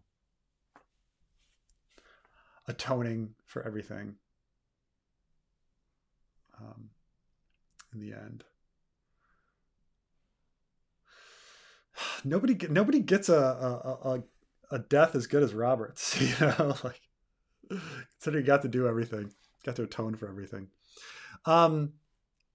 Did you know we have no formula for the circumference of an ellipse? Huh? No, Dyson is just space dust from other moons blowing up. Oh, that's just fact. Okay. I thought you were talking about Dyson spheres, but it's just space dust from other moons blowing up. Okay. Huh. No formula for the circumference of an ellipse. Interesting. Yeah, I don't know how they figure out these planetary orbits, you know.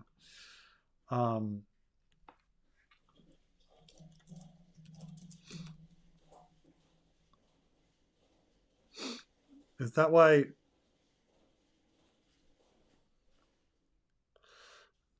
Dyson vacuum cleaners are called Dyson? They can suck up dust.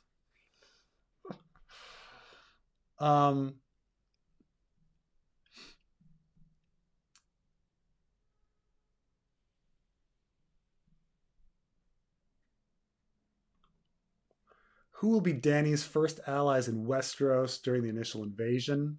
Aegon allies are often discussed, but not Dany's. I see the Tyrells. I see some Tyrells. I think Dany's. So the way I think one of the seeds that George put was that the Bastard of Night Song is ruling Dragonstone, and so if the Bastard of Night Song, he's gonna want Night Song, which has been given to House Foot over House Karen. So it's all set for him to support whoever is willing to give him back, like the island, you know, or not the island, the castle. So I think it's going to be kind of leftover characters like that. Like you have a lot of different people that are going to be supporting the Blackfires that we kind of think that Aegon is a Blackfire or whatever, and supporting him. And I think that it's possible that a branch of the Tyrells would support Dany. I think a lot of people would just see her dragons and want to support Dany. I think that there's a reason that Andrew Estermont has been left in Essos, or House Sunglass has been left in Essos. That they will run into Dany first, and then Dany will use them for support as she goes forward. But it's kind of like they're all really kind of small, right? I mean, I'm like, oh, Dany has the undying support of House Sunglass and how the Bastard of Night Song and Estermont's. Like, it's not much, is it? But I guess she doesn't need it. She just needs dragons, and everybody can just kneel to her. But I think if we're really talking about a second Dance of the Dragons, you need Aegon to have a lot of support. And if Dany has a huge army already, like if she's bringing over whatever, like Dothraki, let's say tens of thousands of Dothraki. Let's say she gets those 50,000 Dothraki screamers, and then 5,000 Unsullied, and then say Tiger faction from Atlantis, and let's say it's another few thousand. If she's landing with 60,000 people, Aegon's forces, if he gets the whole reach, everybody united behind him, is only really approaching that number. So really, it's like, realistically, Dany has to have almost no support for it to be a close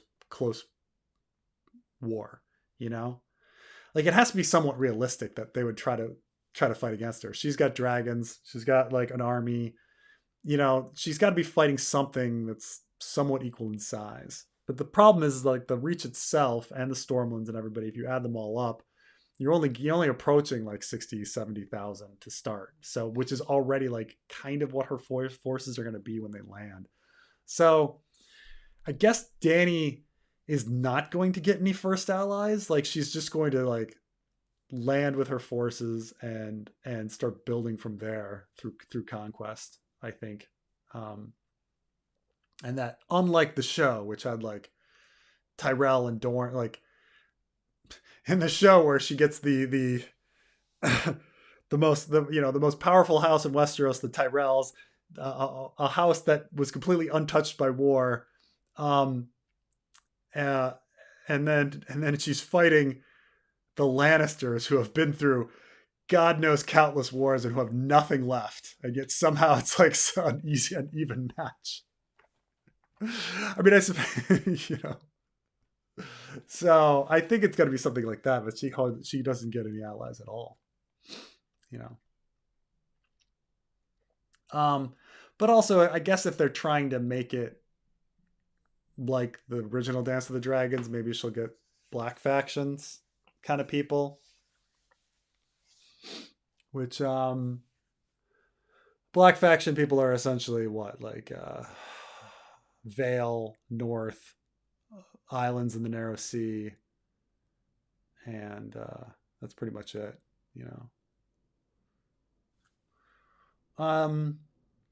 which I suppose if you go with what's left, like there's nobody left in the north, so that's nothing.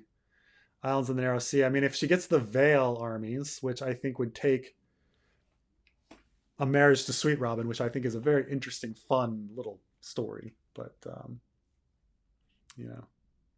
I think, yeah, I guess it makes sense. Like, I think there's that story of like Ronald Aaron being won over by Visenya by getting flown around, something similar to that.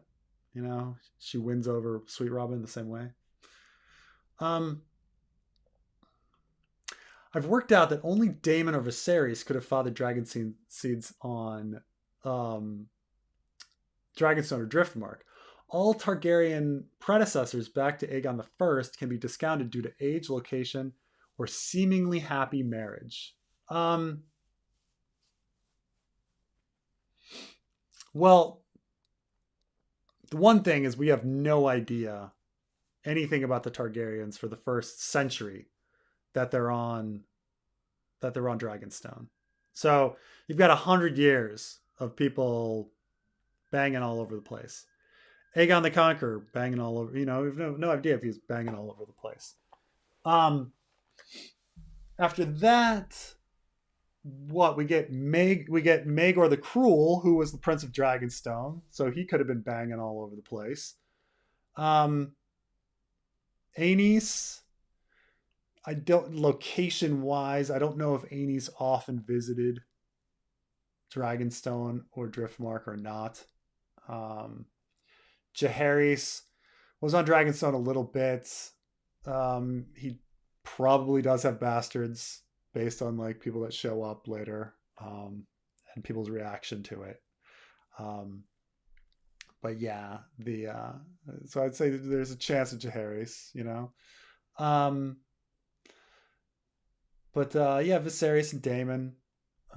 Plus, like, I mean, we have no idea what, say, like Aemon and Baelor and all these other people are doing. Like, they could be banging all over the place. I don't know. We just don't know enough. But it just seems like people can be. Plus, they're on dragons. They can fly around, racing each other, land on Dragonstone, get out of bang, hop back on, fly off. I mean, it seems like. Plus, we have no idea who all these Velaryons are, who also seem to be banging around. Like, Velaryon family is enormous, so I don't know. I don't know if you could really limit it only to Daemon and Viserys. Seems like, see, the problem is, I think you're assuming like dragon seeds are only the first generation. Like, think dragon seeds, it's like they were birthed, and then like they can continue on having other kids, and so thus like the kids of dragon seeds are dragon seeds. They're still gonna have the blonde hair and everything. It's just all gonna be kind of mixed in there for hundreds of years. I'm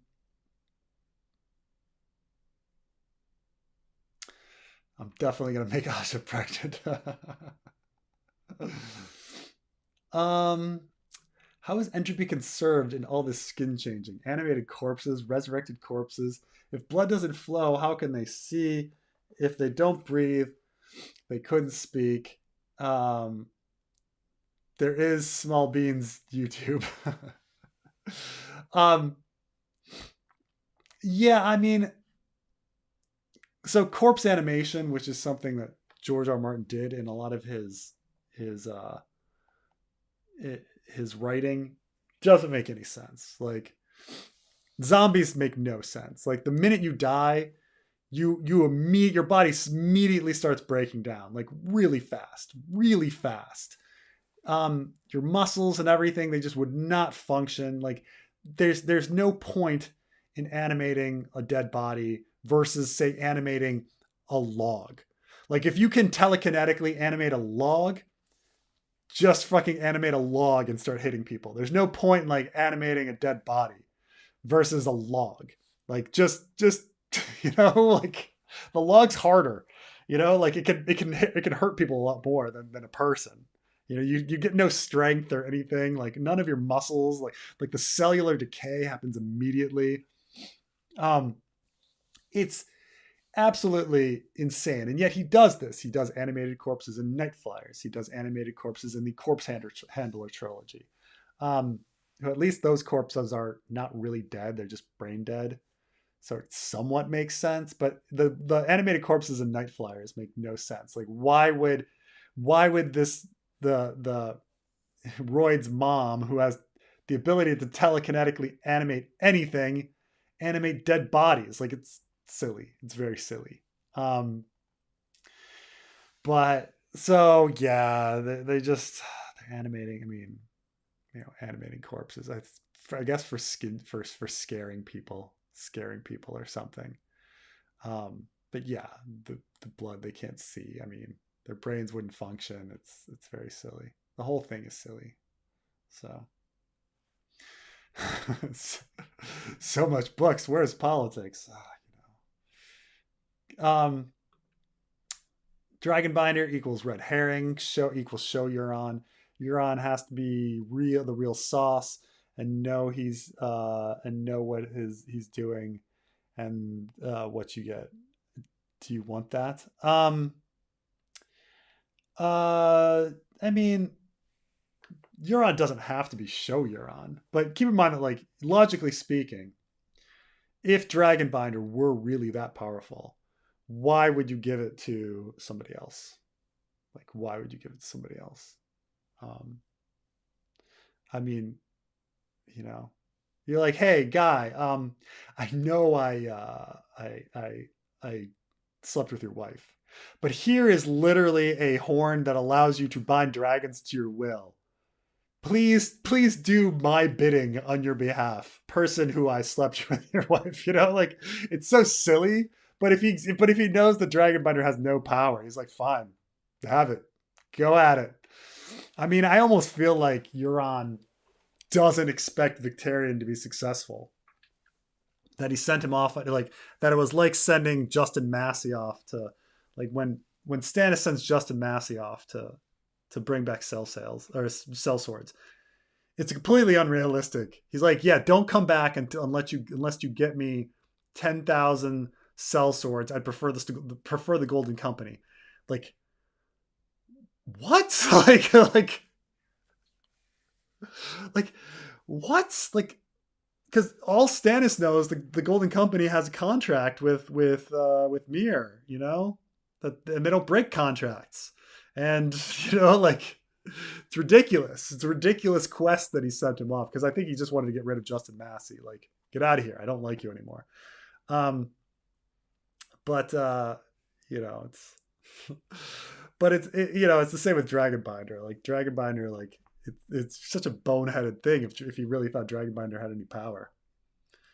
Um, Longtime fan, I have to ask: do you believe R plus A was D, or Dany is a dragon seed? I think now that Dany is a dragon seed, I think it makes the most sense, um, based on everything. I think I'm my Daenerys and the Page of Lies video series lays it out. Essentially that, what's more logical, that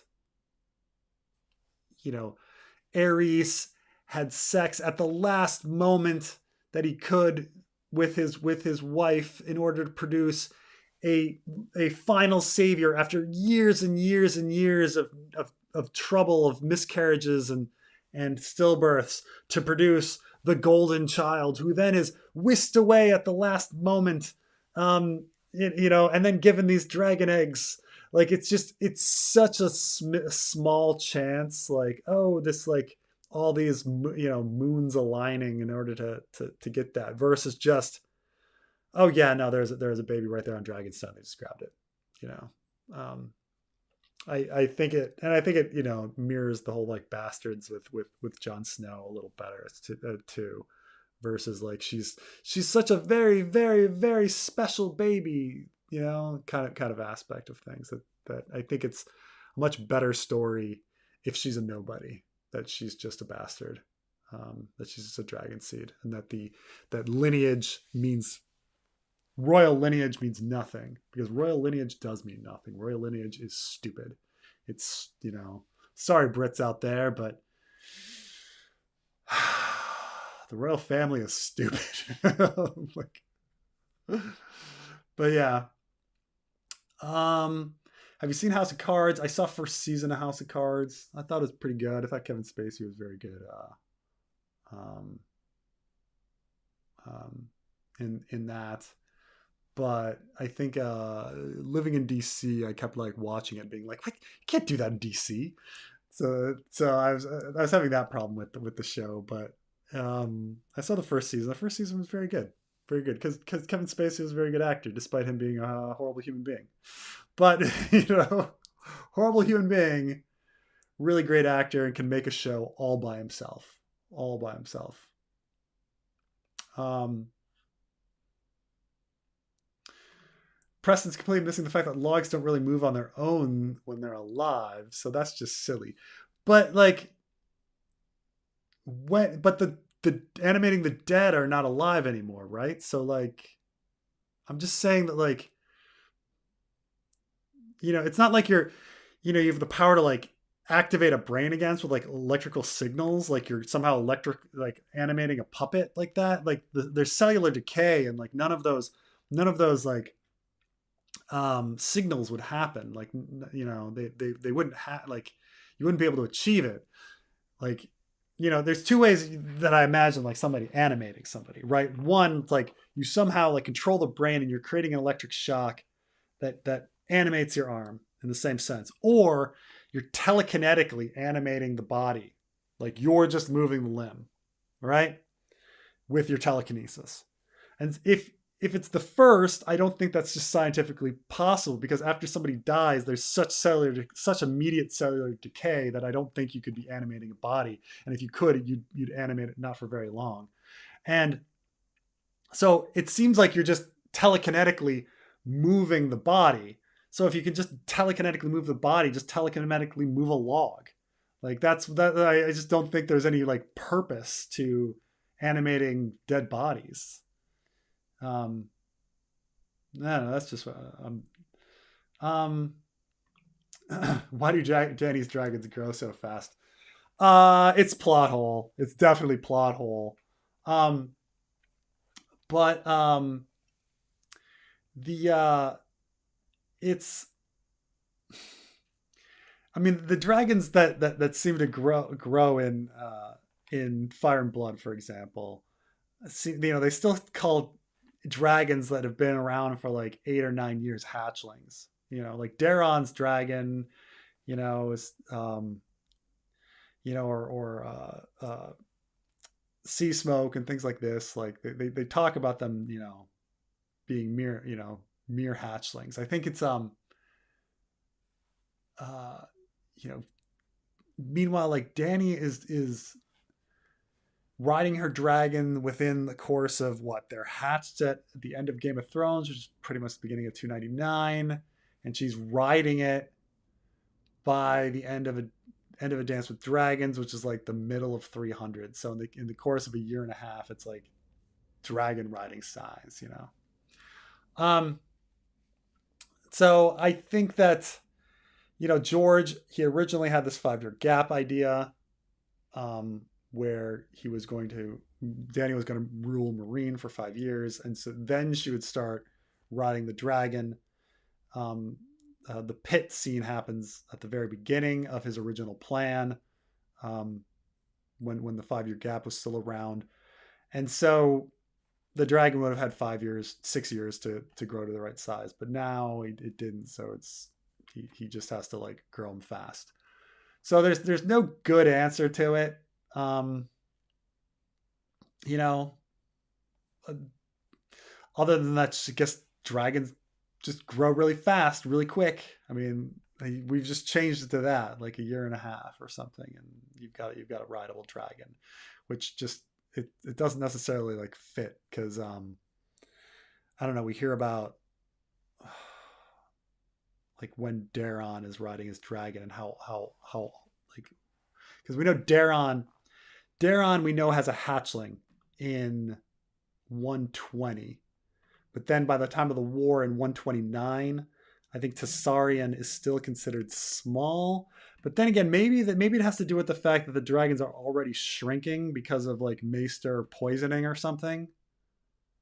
You know? Um and so everybody's like calling it young or a hatchling because of like poisoning. So maybe there's the headcanon that like without maester poisoning or problems, without conspiracy problems, the dragons grow to adult size in like a year and a half. But their development was somehow stifled and slowed through like weird maester poisoning or something. That's the only thing. I mean, the real answer is because George had to get rid of the 5-year gap. But I suppose we can come up with like a headcanon thing that like they were poisoned or something and so everybody thought they were young. You know how like the Soviet Union used to like poison their gymnasts so that they wouldn't like develop. So you'd have these like 20-year-old women who look like they're 12, like doing the uneven bars and stuff. Like it's something like that, but with dragons. It's like everybody thinks they're young, but they're actually like adult size, and things have gone bad. Um,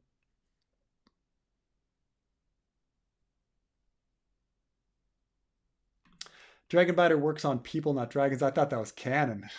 Those thralls are about to rule Slaver's Bay when they don't die, one blow each.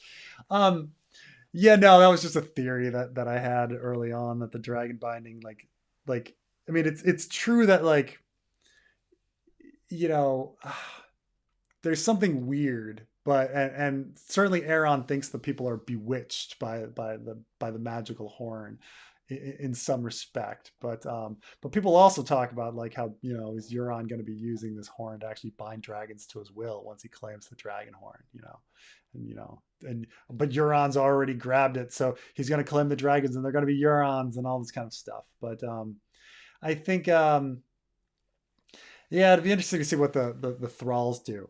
Now, the thing about the blowing of the horn is everything is a little ambiguous because we know that Cragorn, who is the guy that blows it 3 times, we see a puff of smoke come out of his mouth, but or at least they think they see a puff of smoke come out of his mouth, and then later, Victarion says that the man died and that he had like burns all over him. We don't actually know if he died. That's secondhand. I suppose we can assume it, but we don't know.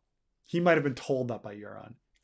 Cragorn could be fine. He could be absolutely fine. We have no idea.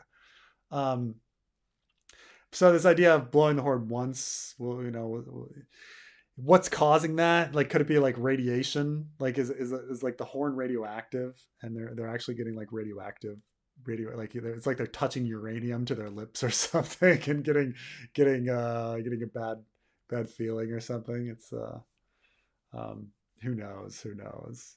I'm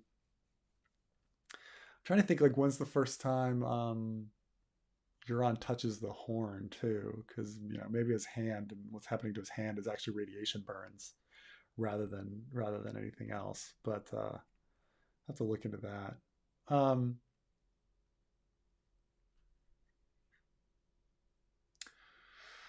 do you think George is gonna give someone else the series to finish, at least the Germ of Spring? No, no, I don't. Um, I think George is very possessive of his work. Um, he's done a couple. He's done a couple novels that have been collaborative over in his life, but I think this one is his, magnum opus, and it's his, and that he wouldn't. That he wants to do it. He wants to do it himself. I think he's in denial. I think he's delusional on this sense that I think in his hearts of hearts he believes he can finish. I think he thinks he can finish. Like, people are like this. Um, before my father passed, he was sick for many years. He had cancer when I was like 12, and then the results of the cancer, like, and the radiation, like, lingered with him for you know um, 2 decades. And but when my dad finally passed, my mother was like, oh, it hit me by surprise. I thought I had another good 10 years with him. And it's like, and my mother truly believed that, which is kind of a ridiculous thing. But like, that's what you do. Like, how can she not believe that? How can she not be convinced that her husband's going to live another 10 years? It's the same with George. Like, I think he's convinced that he's going to live like another 15 years and that everything's going to be fine. Like, because who thinks they're going to die tomorrow? I mean, some people, but most of us think we're going to live. I'm going to keep living, keep living a long life. Um, so George still thinks he has time. Like, he still thinks he has all this time. You know, he's what, 75 years old? 74 years old, born in September. So he's nearly 75. But he's completely convinced. He's completely convinced he's got all the time in the world. So that's just human beings, the way the human beings are. You know. Hi from Finland. I've stayed up all night and it's 7:36 now. Well, enjoy a long drink, get into the sauna, and um, apologies for the entropy question. That was dumb. Don't even need a log. Just make some sharp air. It's true. Sharp shadows. Dun, dun, dun. It's true. If you have telekinetic power, you can just like push air together and like just knock people over with your air if you have that kind of like telekinesis. Um, um, is there a parallel between Maegor the Cruel killing the builders of the Red Keep and Roose hanging the squatters that rebuilt Winterfell? Does Roose have an escape tunnel? Oh, that's interesting. Um, I mean, if there were a secret, um, I think Roose killing the squatters is about food as well. But I think the if there were a secret at Winterfell, it's that like the roof or something is gonna like cave in and kill everybody because they built it so shoddily or something. And so there's that kind of thing. Now, as for escape tunnel, I think there's already escape tunnels at Winterfell. Like, there's already tunnels and everything under Winterfell right now. So I think he wouldn't need anyone to build one for him. He would just need somebody to find one for him. But yeah, I think if there were a secret that he was killing them for, it would be about the roof collapsing on everyone and like killing everybody or something like that. But he might have just killed him because he needed the food. He didn't want empty, more mouths. ASMR horn.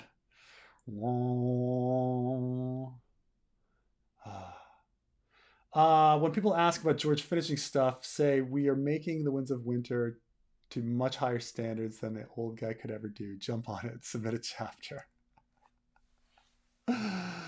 Yeah, it's true. Well, hopefully, I'm sure some people, some people read, the fanfic and they're like, nope, fanfic, not as good as George.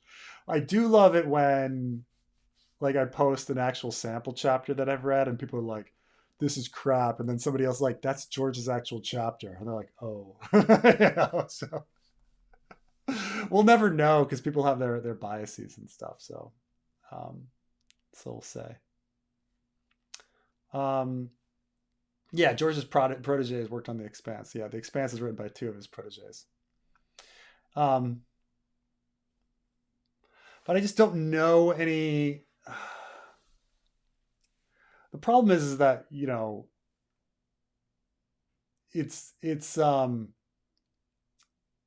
why the fanfic kind of works in the collaborative sense is that, like, having the writing ability and having the knowledge of George at the same time are the two things that, like, don't meld, There's plenty of people that write as well as George. They're not going to know his story as well as, like, crazy fans. But crazy fans, like, aren't necessarily the best writers, so, like, the collaboration is the only thing we can kind of do to get the best of both worlds. Hello. How's it going? My love, I know you're about to wrap up in like 14 minutes. Just want to say what's up. It's Hey. Yeah. Well, I'll be on a little bit longer. I just need to. You know how I do this? I'm like, Carmine, entertain the room. I'm gonna go pee. Can you do that? Right now? Yeah. Really? Yeah, tell a story. God, right now? I want you to tell a story. Tell a story of, like, the calzone thing, because I was actually telling someone that story today. You want to tell there's a calzone story? Do I want to? Do I? It's how you fucking brought up the calzone thing, and now everyone goes, "Hey, calzone!" Calzono? Okay. Tell the calzone story. Oh my god, it's so dumb. So this is how obsessive and insane this guy is, and he has a great memory. 5-6 years ago, yes, that's how long we've been collaborating. We were wrapping up a podcast, and just as we were wrapping up, my food comes, and I order this calzone from this place, Nino's in Jersey. Phenomenal. And, I go grab it. I'm super hungry. I just eat it, and I munch it down, wrapping up. And his wife's in the room for some reason, just wrapping up the podcast, and he's sending me the files. All of a sudden, some sauce spills on my shirt, and I'm like, fuck. And Preston's like, what happened? Some sauce spilled on my shirt. He thought it was funny. He laughed. His wife laughed. I laughed. The FBI agents listening to the conversation, they laughed. Great time. Fast forward a couple years later, we're talking to other YouTubers on Skype, and I'm late for the discussion, and the fucking guy just brings it up with them, and then I come on, and like, they're talking about it for some reason. Whatever.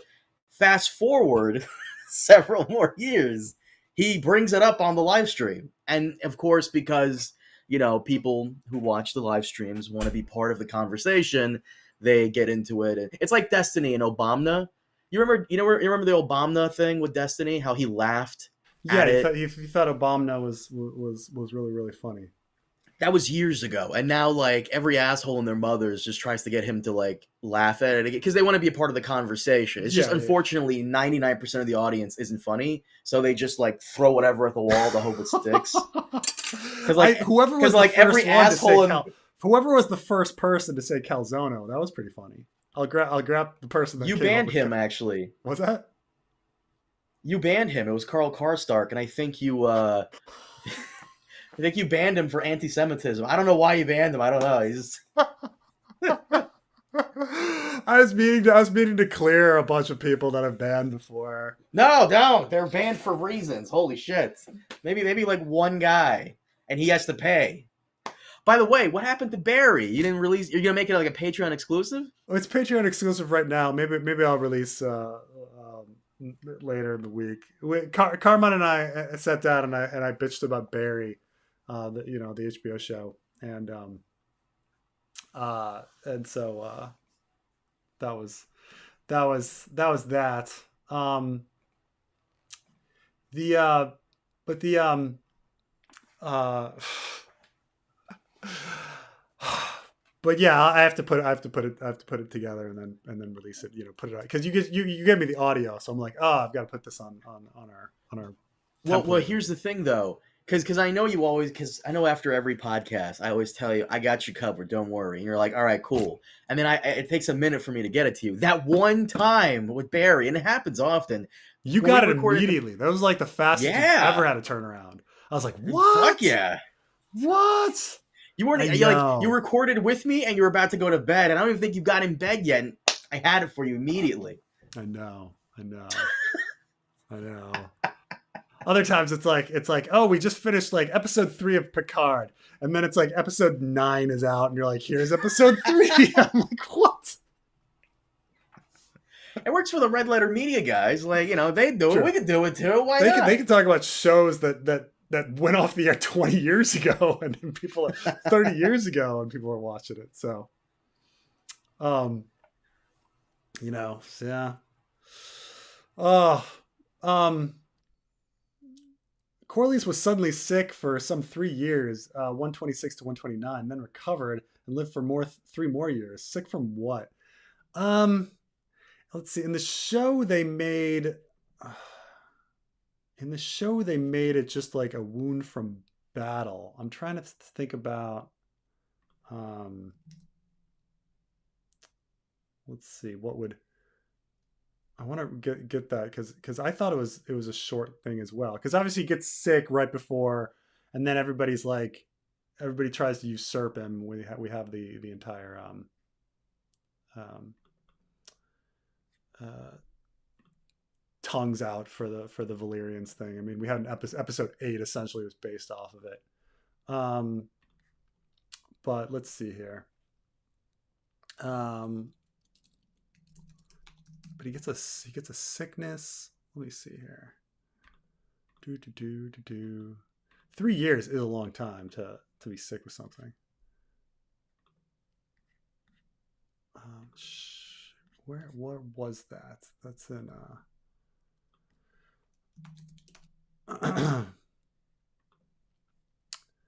let's see here. So he let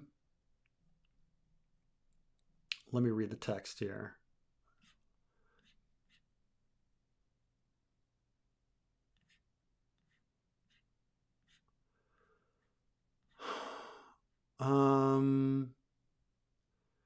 Yeah, the sea snake was strucken by a sudden fever.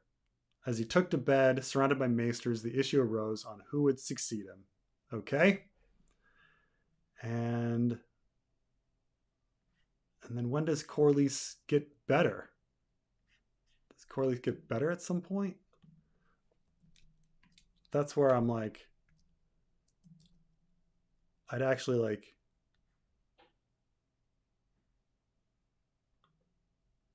wondering about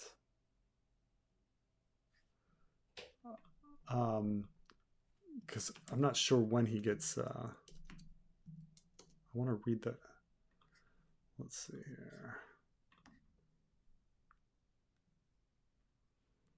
Sudden fever. Oh, I think it's just like I think it's just a confusion of the wiki. So I think he's just like sick for a little bit in 126. And yes, he's better in 129, but I don't think he gets better in 129, does he? I think he's like gets better in 126. It's just, you know, the wiki doesn't know, so they're like, by 129 he's better. Well, he could have been better in 120. He could have been better a week later. I think it's something like that. Because we don't. I'm trying to think like when. Right? Because like Aemon. Let me see here. I'm going to find the next time Corlys is mentioned. It's going to be Princess and the Queen.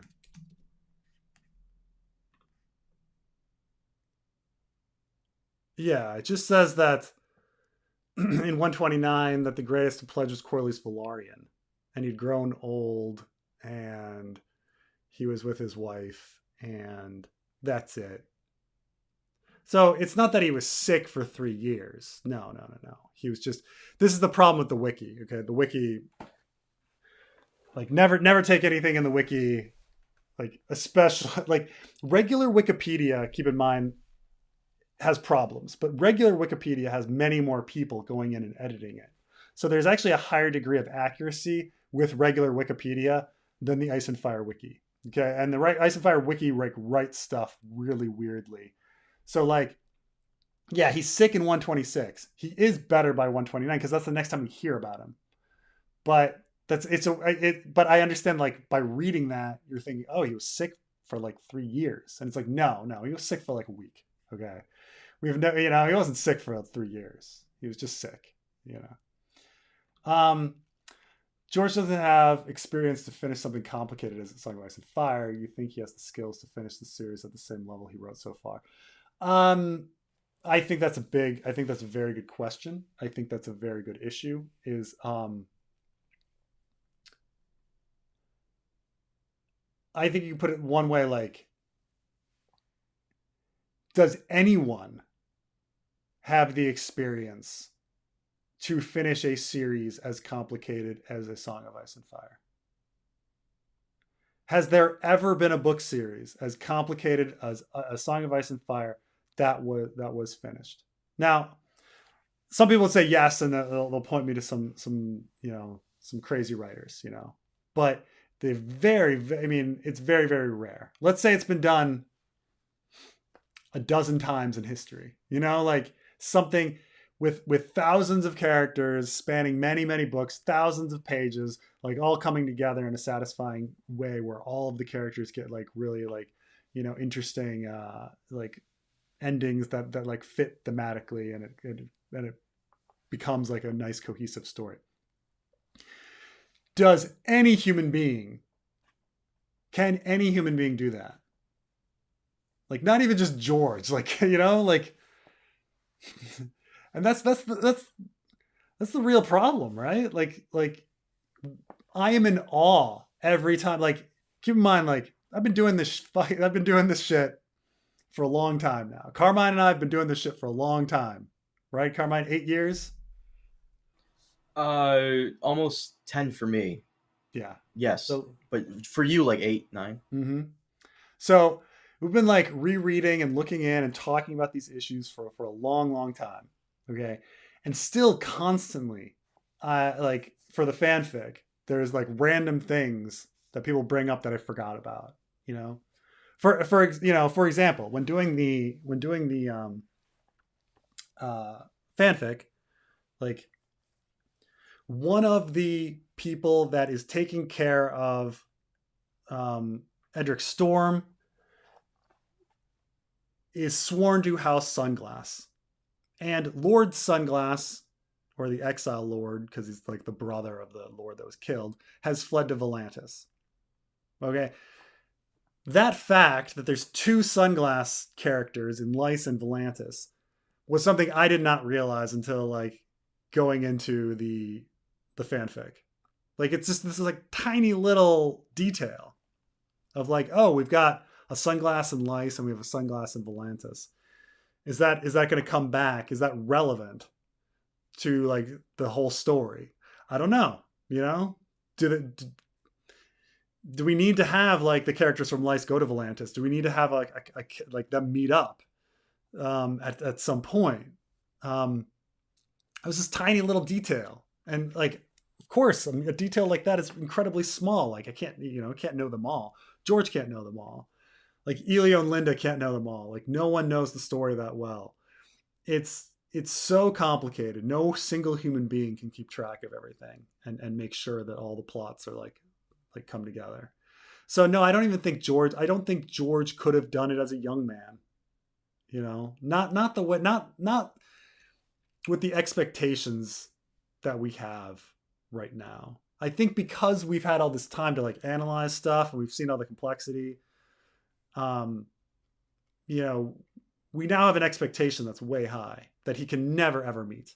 You know, if we're just like he was booming them out, like the sequel of A Storm of Swords happened, and it was just like booming stuff out fast, and you know, book 5, 2001, book 6, 2003, book 7, maybe, and it wasn't a complicated story, but no, it's like it's something beyond this now. It'll never happen. It'll never, just never happen. Um,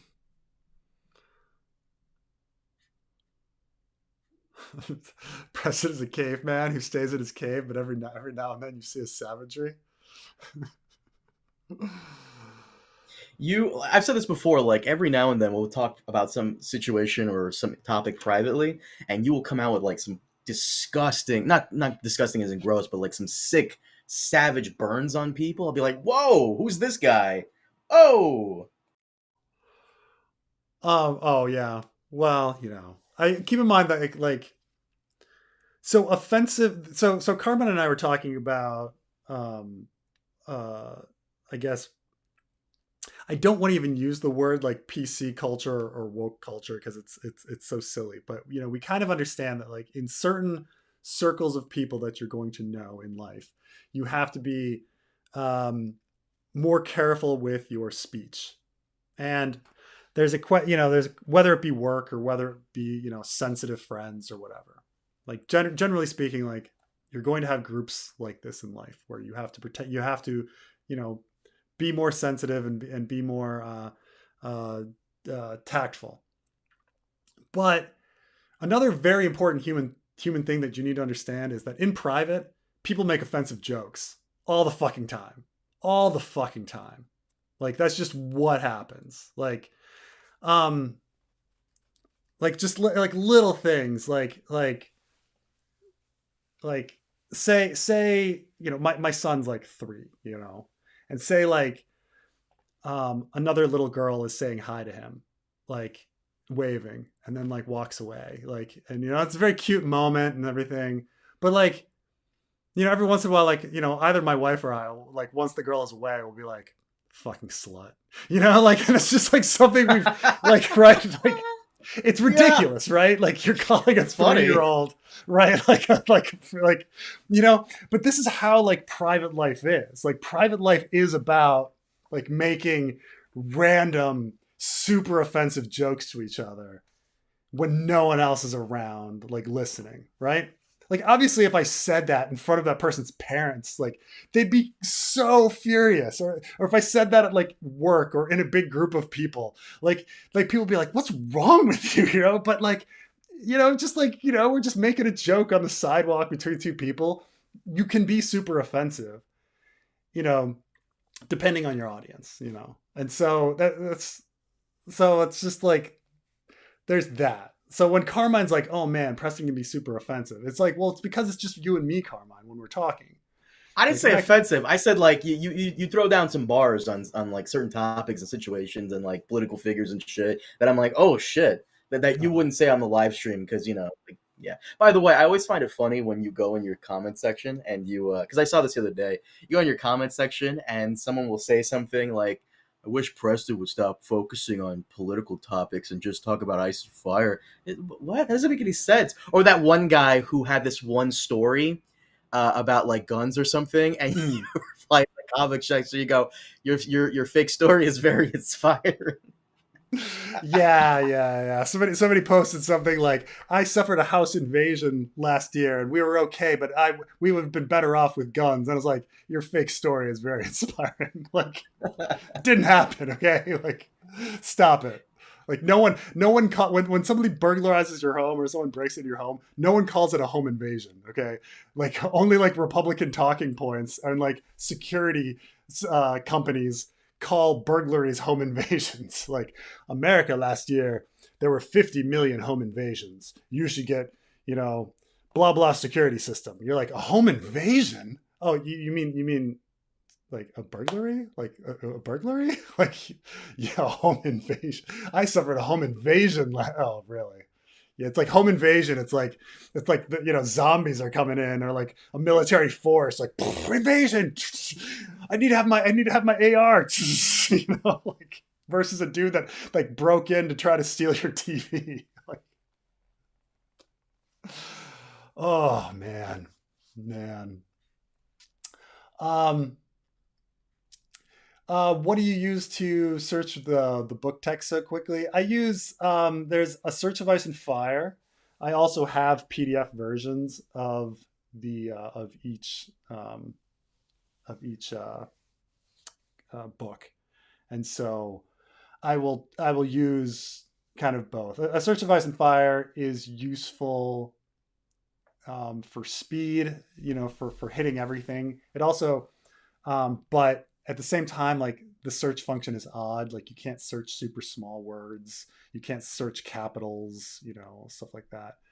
Sometimes like you can't search like it'll assume the variance on something. Like if you put like thrashing, you'll get up thrashed at the same time and stuff like that. So there's weird aspects to the search. But then like with a regular PDF, you can search more verbatim and stuff, but that's often longer. And sometimes you do a search and there's just way too much stuff. But yeah, I got to do it. I do, I do it a lot. I do the searching a lot. Even for the fanfic, because you got to figure out like what words George uses and which words he doesn't, and which completely random. You'd never guess which ones you'd use and which ones he doesn't.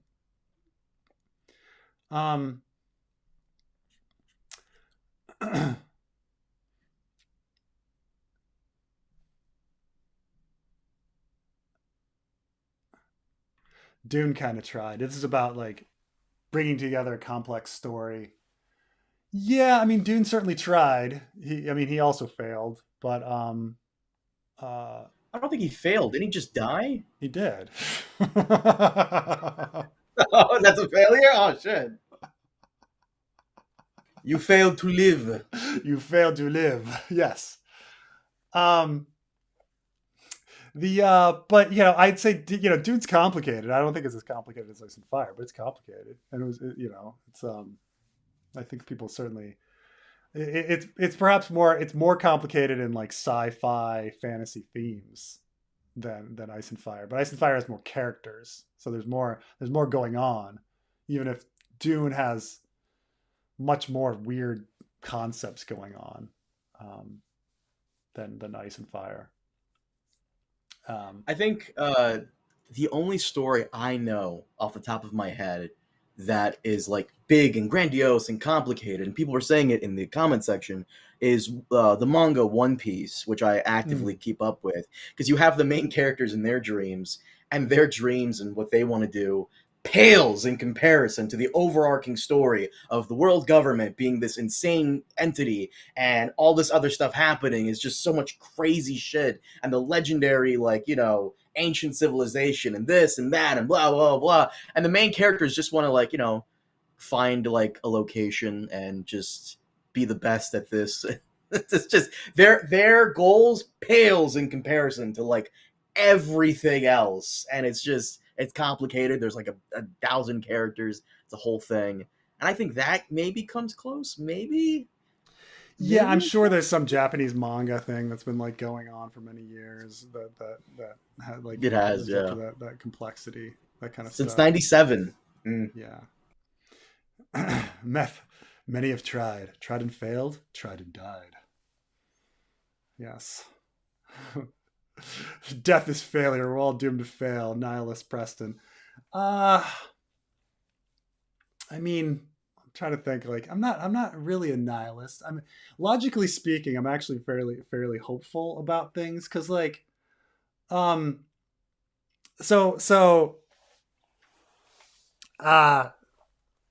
people that are into science, like you kind of, even if you're not, you've all heard about like the heat death of the universe and stuff. Like, oh, the universe is just going to keep expanding and everything's going to end and it's all hopeless and there's no hope for anything and we're all just going to die and stuff like that. And it's like, well, one, like it'd just be really remarkable coincidence that if the universe is going to be like 100 trillion, a quadrillion, you know, Google to the power of Google years old, that we exist at the very beginning of it. Like that's just remarkable coincidence, right? And it's also just like kind of a remarkable coincidence that people are like, oh, the universe is going to end in this whole like heat death. Isn't that a remarkable coincidence that we have just enough intelligence to conceptualize how horrible everything is going to be? Like that like none of that like squares. Like it squares that the universe is more complicated than we can possibly comprehend, and that science is more like is more complicated than we could possibly comprehend to degrees well beyond our understanding and stuff like that. So like when people say like nihilist, oh, there's just nothingness. I don't believe that. I kind of believe that like the infinite complexity of the universe, means there's going to be more complexity. And so I don't believe that just like, that's it. Like, no, now, so, I do think there's hope for the human, not the human race, but like for existence, I think that there's hope for everything. And that the deal we pay for dying is that we get to experience the joy of children. And it's a good trade-off. It's a good trade-off. See, I want to agree with you, but then I saw the movie Don't Look Up, and it was so fucking depressing. How what the movie's about? Yeah. Right. Yeah.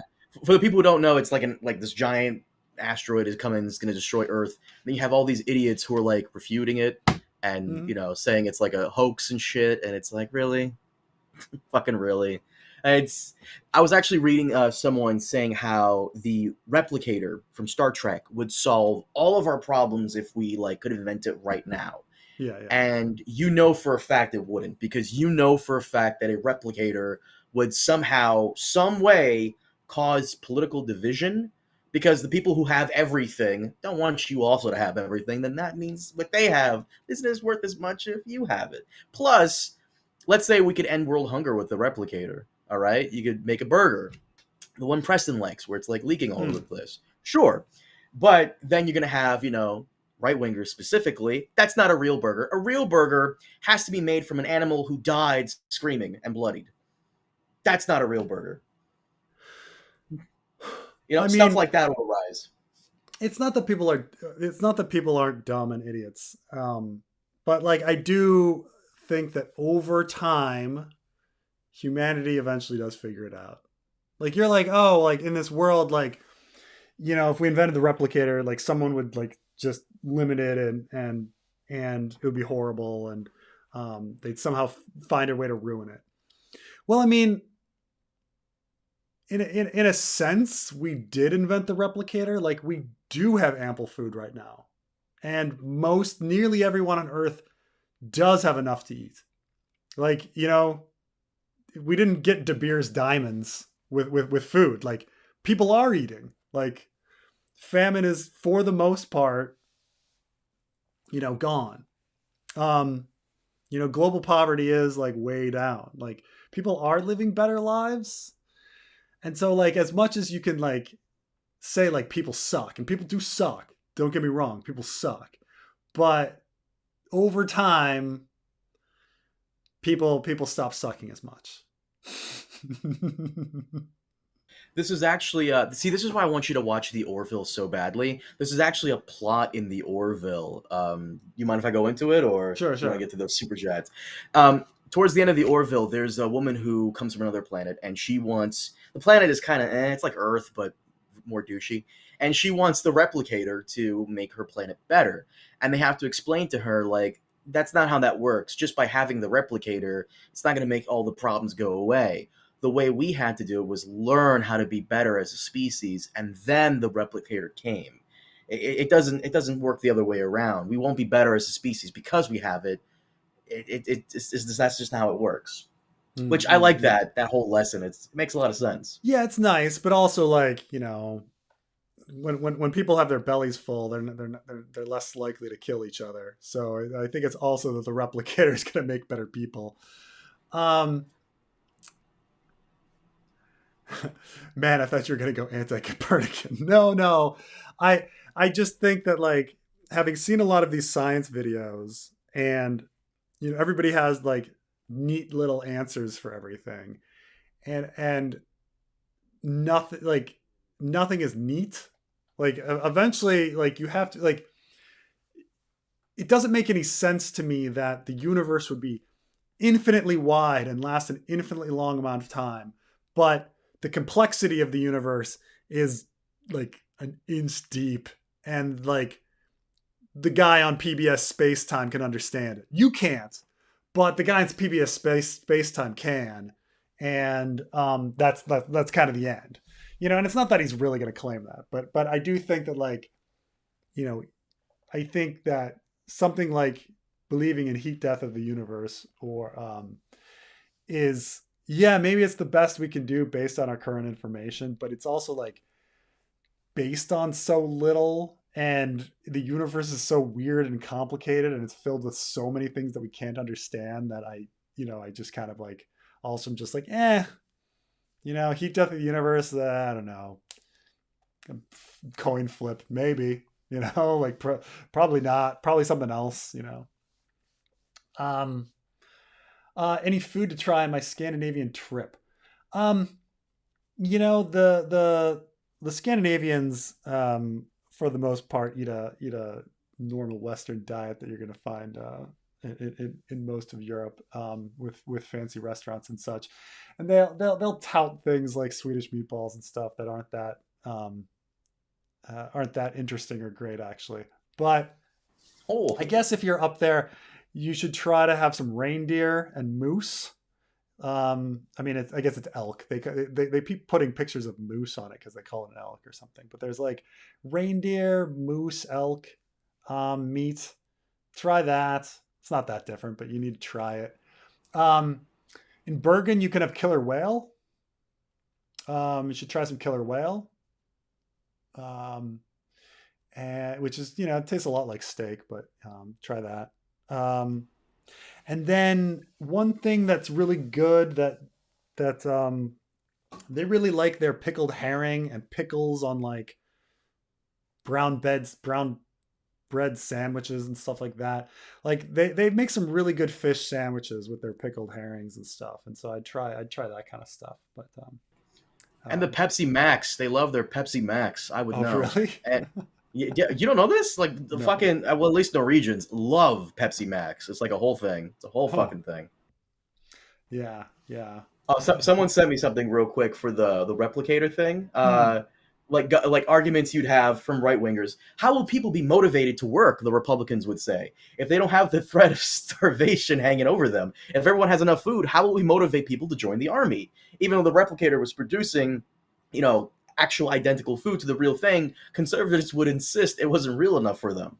The Yeah, beef yeah. industry would quickly draw battle lines with their donation money. Congressmen from places like Texas would move to outlaw replicated meat from being served on the grounds that it hurts industries. So you'd have like conspiracy theorists would like insist that it's full of additives and makes you gay or something. Like this all would like come down, and which is sad because it would fix so much problems. Yeah, yeah.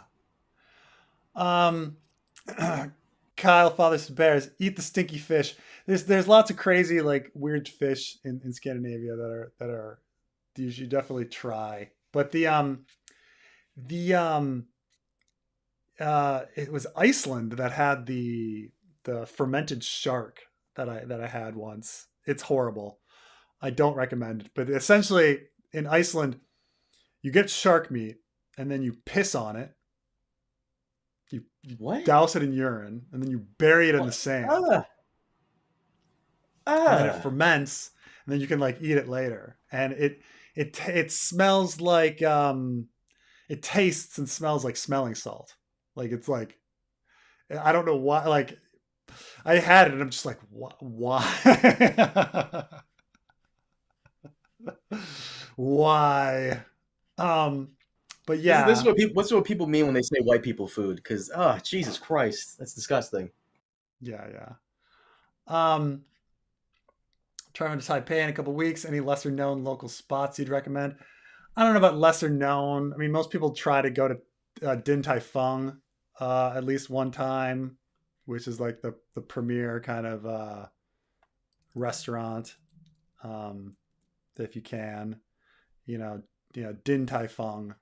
Um, but I don't know. There's no like super big like places I'd like recommend as like a must. Like every place is pretty good. You can get bubble tea from wherever. You can get good Taiwanese food from wherever. You can get um but everybody tries like Din Tai Fung. They get there and they're like, I got one night in Taipei, Din Tai Fung. Okay. So um yeah, the Norse word for moose is elg, reindeer is rain. Yeah, like I think in what we think of a moose, they call an what Americans think of a moose, they call an elk. And what we think of an elk, I don't know what they I think they call it like a different type of deer. But like, Americans think of like the big weird like rounded antler with the bulbous nose thing as a moose. But they call that an elk. While we think of an elk as being like graceful pointy nose with big pointy um, reindeer hair things. And then reindeers are reindeers, and they farm them in Finland. It's not. What about impossible meat? Impossible meat's good. Um, do you eat Beyond Burgers, Carmine? No, it tastes weird, and people don't know how to make it. Like you People don't can't know how to make it make like it. a I'll normal. grant that, but Yeah, they burn it. they burn it. Yeah, you're right. You're right. It's good though. It's good.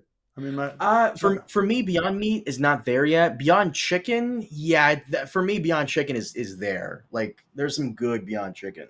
yeah, yeah. I don't know how we got into this. Cleopatra was not Egyptian. Cleopatra was Greek. Depends how you keep in mind that like the women, we don't know who these people's like wives were. So we have no idea if she was like part Egyptian or part Greek or what.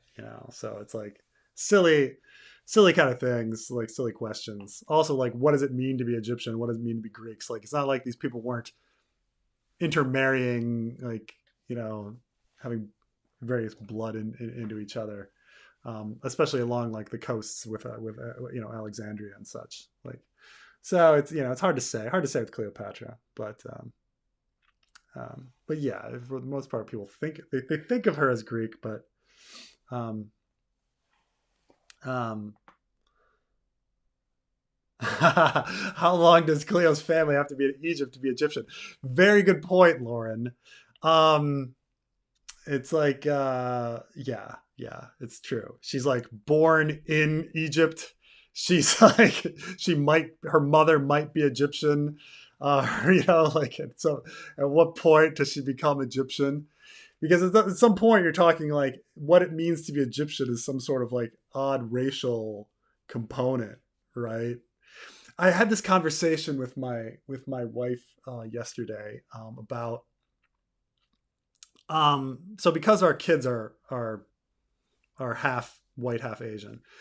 My wife was like her Instagram like came up with like this meeting of like a bunch of different halfie models talking to each other, and all the halfies were like giving their background, and they were all Americans. They were all Americans, but they all described themselves like, "Oh, I'm half Chinese and half Norwegian, Irish, French. Oh, I'm half Japanese and half like British, Irish, Scottish." It was always like that. Like the white part was always hyphenated with like a million things.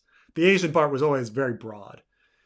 And I was like, isn't that kind of like ridiculous? Like, no, like when people say like Chinese, like they never qualify it and say like, well, I'm actually like half Fujianese, like half uh, um, Gansu province. Like no one ever like says it like that. Even though it's much easier to identify people by where they're from in China based on like looks. Even though everybody's black haired and brown eyed and everything, like you can there's still like racial components to like where you are in China. So like people in North China are tall, people in South China are short.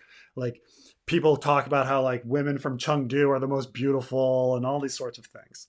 Um, People in the South seem to have more pimples. Like people talk about this stuff all the time.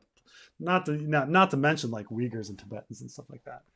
But it's odd that like you know only with white people do you get to like talk about the specificity of like everything. Everybody else doesn't get that. Or like one person described himself as like half Ecuadorian, half like Irish Italian, and you're like, really, half Ecuadorian? You think there's no like mixture in that? Like, so there's a funny thing about like mixing of people and like trying to claim somebody as something, um, like based on like their race or nationality or something. It's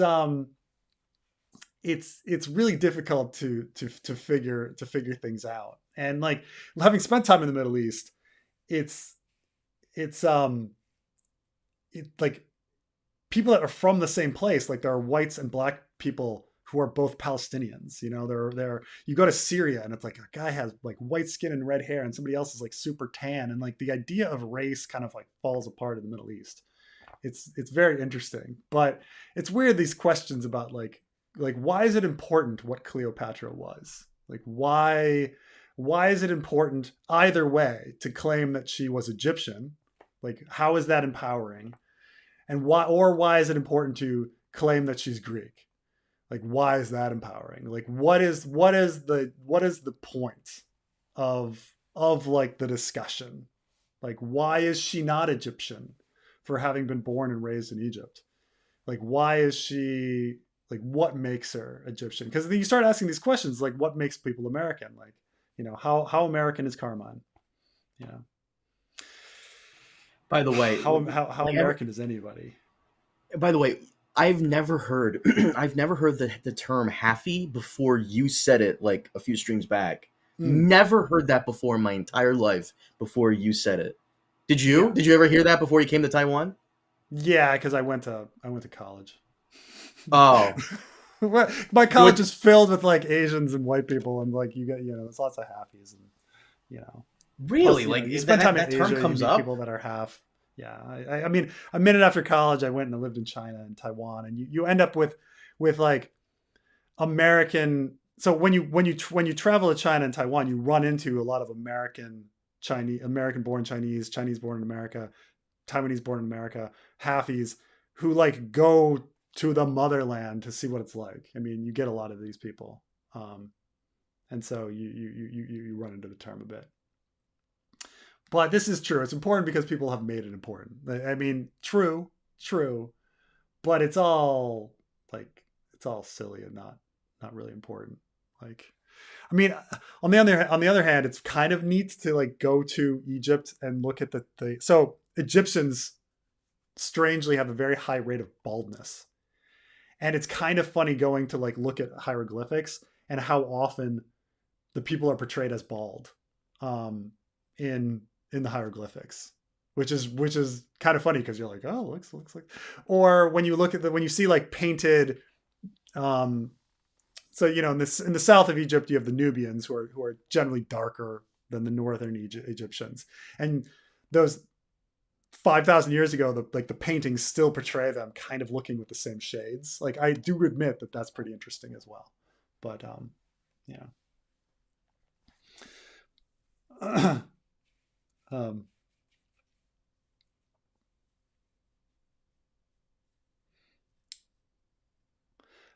Local people never miss a chance to tell you how attractive your mixed children would be.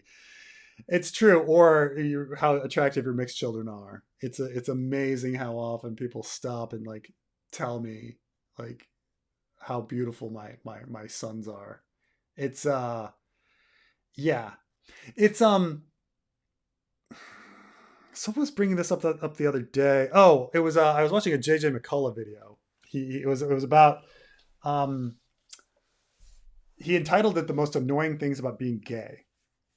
And JJ McCullough is this like he's this slightly conservative Canadian YouTuber who does videos on culture and mostly pop culture kind of stuff, and like, and I watch his videos occasionally, um, and he happens to be gay, and he did this video about the most annoying things about being gay, and he's like, yeah, one annoying thing is like when you're gay, and I was on a date, and I'm just walking down the street with this guy like holding hands, and this woman had to stop us and tell us like how she thought it was so great that we were holding hands and like able to show our love to the world, and it's just like he's just like, yeah, thank you for making my day awkward with the person I'm with. Because it was he was like, this was clearly for her own sake, like this was clearly not to make us feel better, it was to make her feel better about herself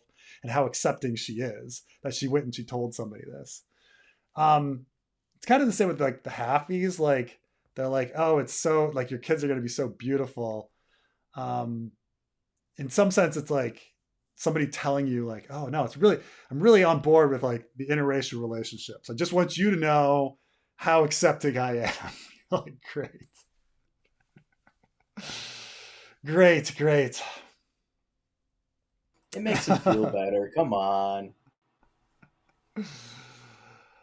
Preston is very interested in baldness because it's an X-linked recessive gene, dragon riding. Yeah, that's what people say. But it's more complicated than just that. I mean, people say that, but it's more complicated than that.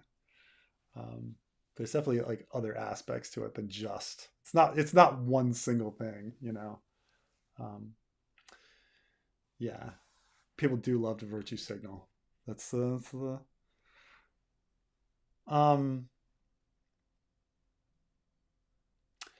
male pattern baldness is due to intense activity in our heads. It's why women don't grow beards. I do wonder about a lot of it, like if it's, you know, like like some people say like, oh, it you don't need to worry about the evolutionary advantage of it because like the guys that grow bald, the baldness happens after reproduction, generally speaking. I'm talking about caveman time, when you're like producing kids at like between the ages of like 16 and 25. Like for the most part, men aren't bald, so like nothing's being selected for it.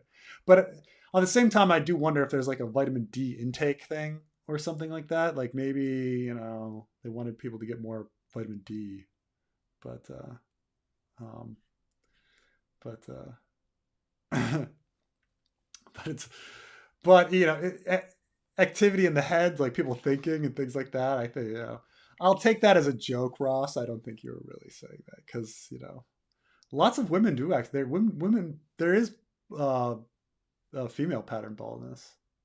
Um, yeah.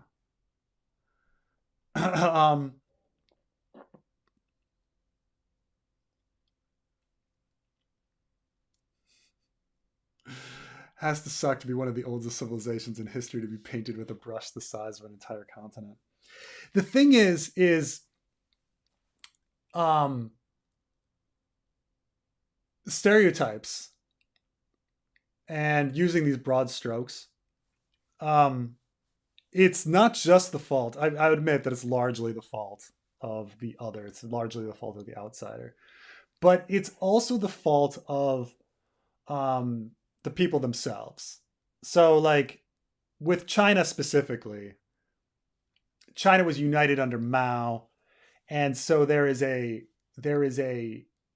because it's now one nation state, there it's in their interest to portray everything as unified. Like this is what Chinese people are. Like all of these specific things. This is a Chinese pot, but we didn't make that pot in our part of China. No, this is a Chinese pot. This is a Chinese dish, but we don't eat that dish in this part of China. No, it's a Chinese dish. You know, um, and so you get these like ideas about like, um, you know, the in order to unify people, you know, in a pan sense in a nation state, you try to convince them of the stereotype.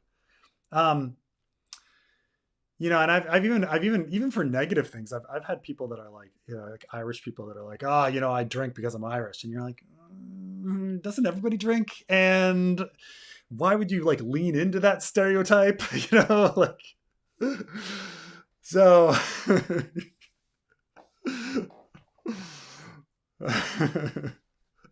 I know it was a joke, Ross. I know, but it's a funny that so I do think that like these confusions like get to places. So um like even when you think of like take a white person in America like being confused over whether or not like chop suey is like Chinese or Japanese or whatever, or it turns out chop suey is like a weird American invention, right? And it's odd.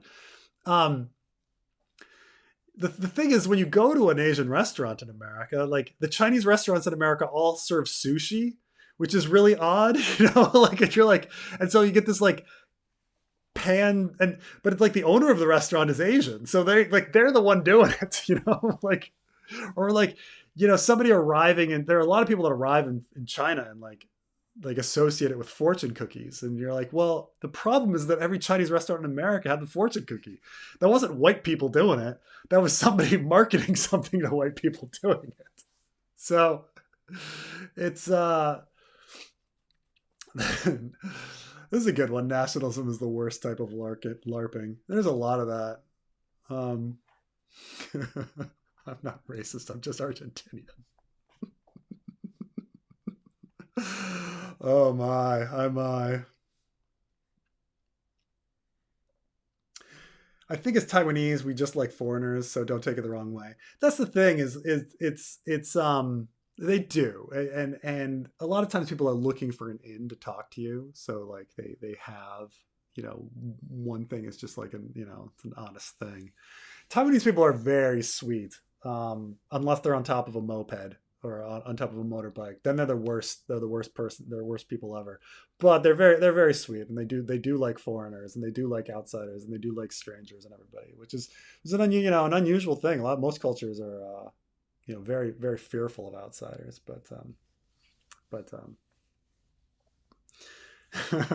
this is from Are You Chinese or Japanese? There's a King of the Hill episode, right, where he meets the Laotian guy for the first time, and he's like, "Are you Chinese or Japanese?" And he's like, "I'm from Laos." So are you Chinese or Japanese? King of the Hill's coming back, right? Are fortune cookies racist? No, I don't know. Like, so like inventing an otherizing like product is not racism. Like racism is the belief that one group is inferior to another. And so like there's a lot of things that people throw around as racist that I'm just like, is that racist? I don't understand. Like I remember when the Avatar: The Last Airbender movie came out, and for some reason M. Night Shyamalan decided to remove the Chinese characters and put in gibberish runes in place of the Chinese characters that appeared in Avatar: The Last Airbender. And I remember reading something where somebody's like, what is this racist like gibberish? And I'm like, what exactly is racist about it? Like, he was actually like trying to remove racial elements. Is white, So I don't know if like fortune cookies, it's it was a an Asian guy like playing on what Westerners wanted when they went to eat. And keep in mind that like when people go to eat, one of the things that they desire is a feeling of consuming something that's foreign. And it's a largely fake like feeling, right? Like, people go and they're like, let's get Mexican food. And the first thing they do is they eat a burrito. And you're like, you're not eating a torta. Like, something that actual Mexican people eat. They get a burrito. Not that they don't have a burrito in Mexico, but it's down the list of what I would call a Mexican food. Like I think Mexican food, you think tortas, you think tacos with corn tortillas, you think like fish on a plate with a side of rice. I mean, like, this is like a burrito is like not exactly like a very Mexican thing. But, it's what Americans want. They want their burrito bowls or whatever. And so, like, Chinese food, like General Tso's chicken, is like the classic of Chinese American like dish, but it's not in China. They don't deep fry stuff. They don't have deep fryers. Like that's ridiculous. But or if you go to a Thai restaurant in America, there's often chopsticks, even though it's relatively rare to find chopsticks in Thailand. So you kind of get these things like that. So it's just marketing of something that to earn some money. I don't necessarily think it's racist. In fact, eventually, sometimes those marketed aspects become part of the culture and get adopted. So, like, belly dancing was an invented thing for foreigners coming to Egypt. And now it's like a very Middle Eastern thing, like belly dancing, done at weddings and stuff. So, like, it can become part of it. Like, there's a back and forth. There's no like purity to culture. Like, culture is constantly changing based on meeting the other and interacting with the other. Anyway.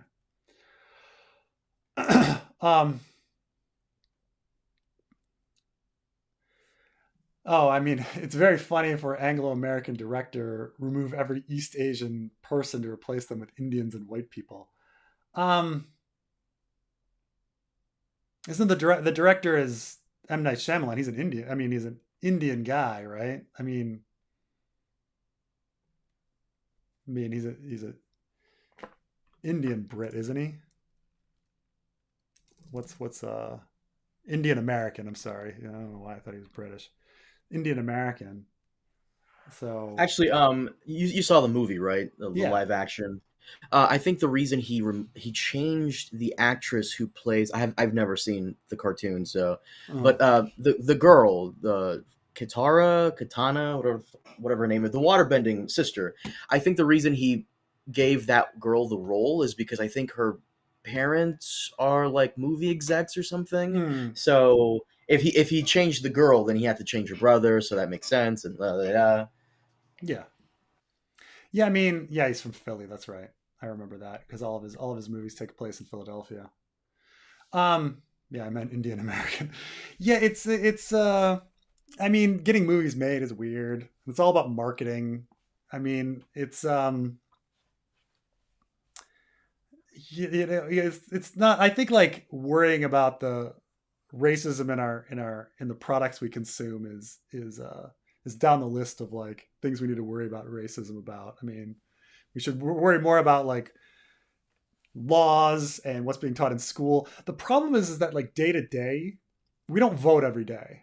And so day to day, like most people's interaction with the world is through consuming products. And so they try to like forge their identities and their political life based on the products they consume. And I don't necessarily think that like, you're going to change the world by consuming your products differently. Like so I don't know. It's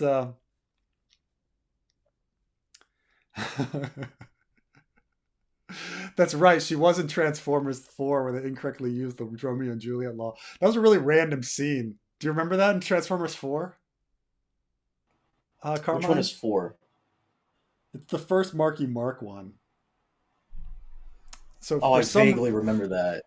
so for some reason, because Michael Bay like creating his fucking like abomination Americana like scenes, right? So he's got to make Marky Mark the most like American dude ever, right? So he lives on this like massive farm where they like where they like drive their old timey pickup truck to the mailbox to get the mail and shit like that. But he's also an inventor, like just he's got to be so American. He's like a farmer and a pickup truck guy, but he's also super buff. He has time to like work out, and he's an inventor, but all of these kind of weird things. But like he his daughter is in it, and she's supposed to be 17, and she's dating a guy who's like in his early 20s. And he's like, dude, she's a little young. Aren't you breaking the law? And he's like, actually, and he like brings out this like laminated card, just like talking about the Romeo and Juliet laws that they have in certain states. Because in certain states, it's not statutory rape if you're only a couple years older. Like if you're 19 and the girl's 17, that's not statutory rape or something, you know. And it's a really weird. It doesn't add anything to the movie.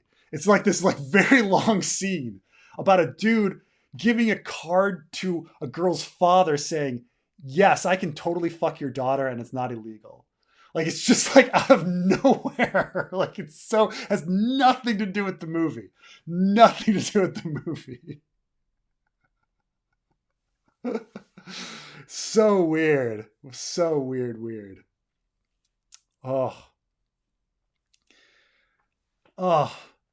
At some point, Michael's Bad Americans feels like foreigners making fun of America. It's true. Like everything is like, I remember like the scenes in Armageddon where they show like America like waiting for the asteroid to hit, and it's like old timey pickup trucks and people like running past like faded murals of Kennedy, and you're like, what the fuck is this? Like, what?